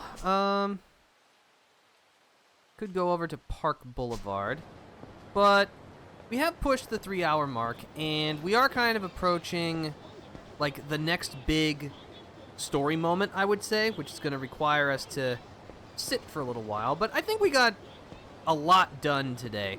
We met main man Kazuma Kiryu, and we've seen that he's, even from the beginning, just as stony-faced and stalwart as always. What's gonna happen to him? Well, we'll find out more next time. So thank you for stopping by, everybody. I hope you enjoyed yourselves today. If you'd like to stay up to date on the things that I do, please consider following. But, for now, this is the Defender, signing out. See you later.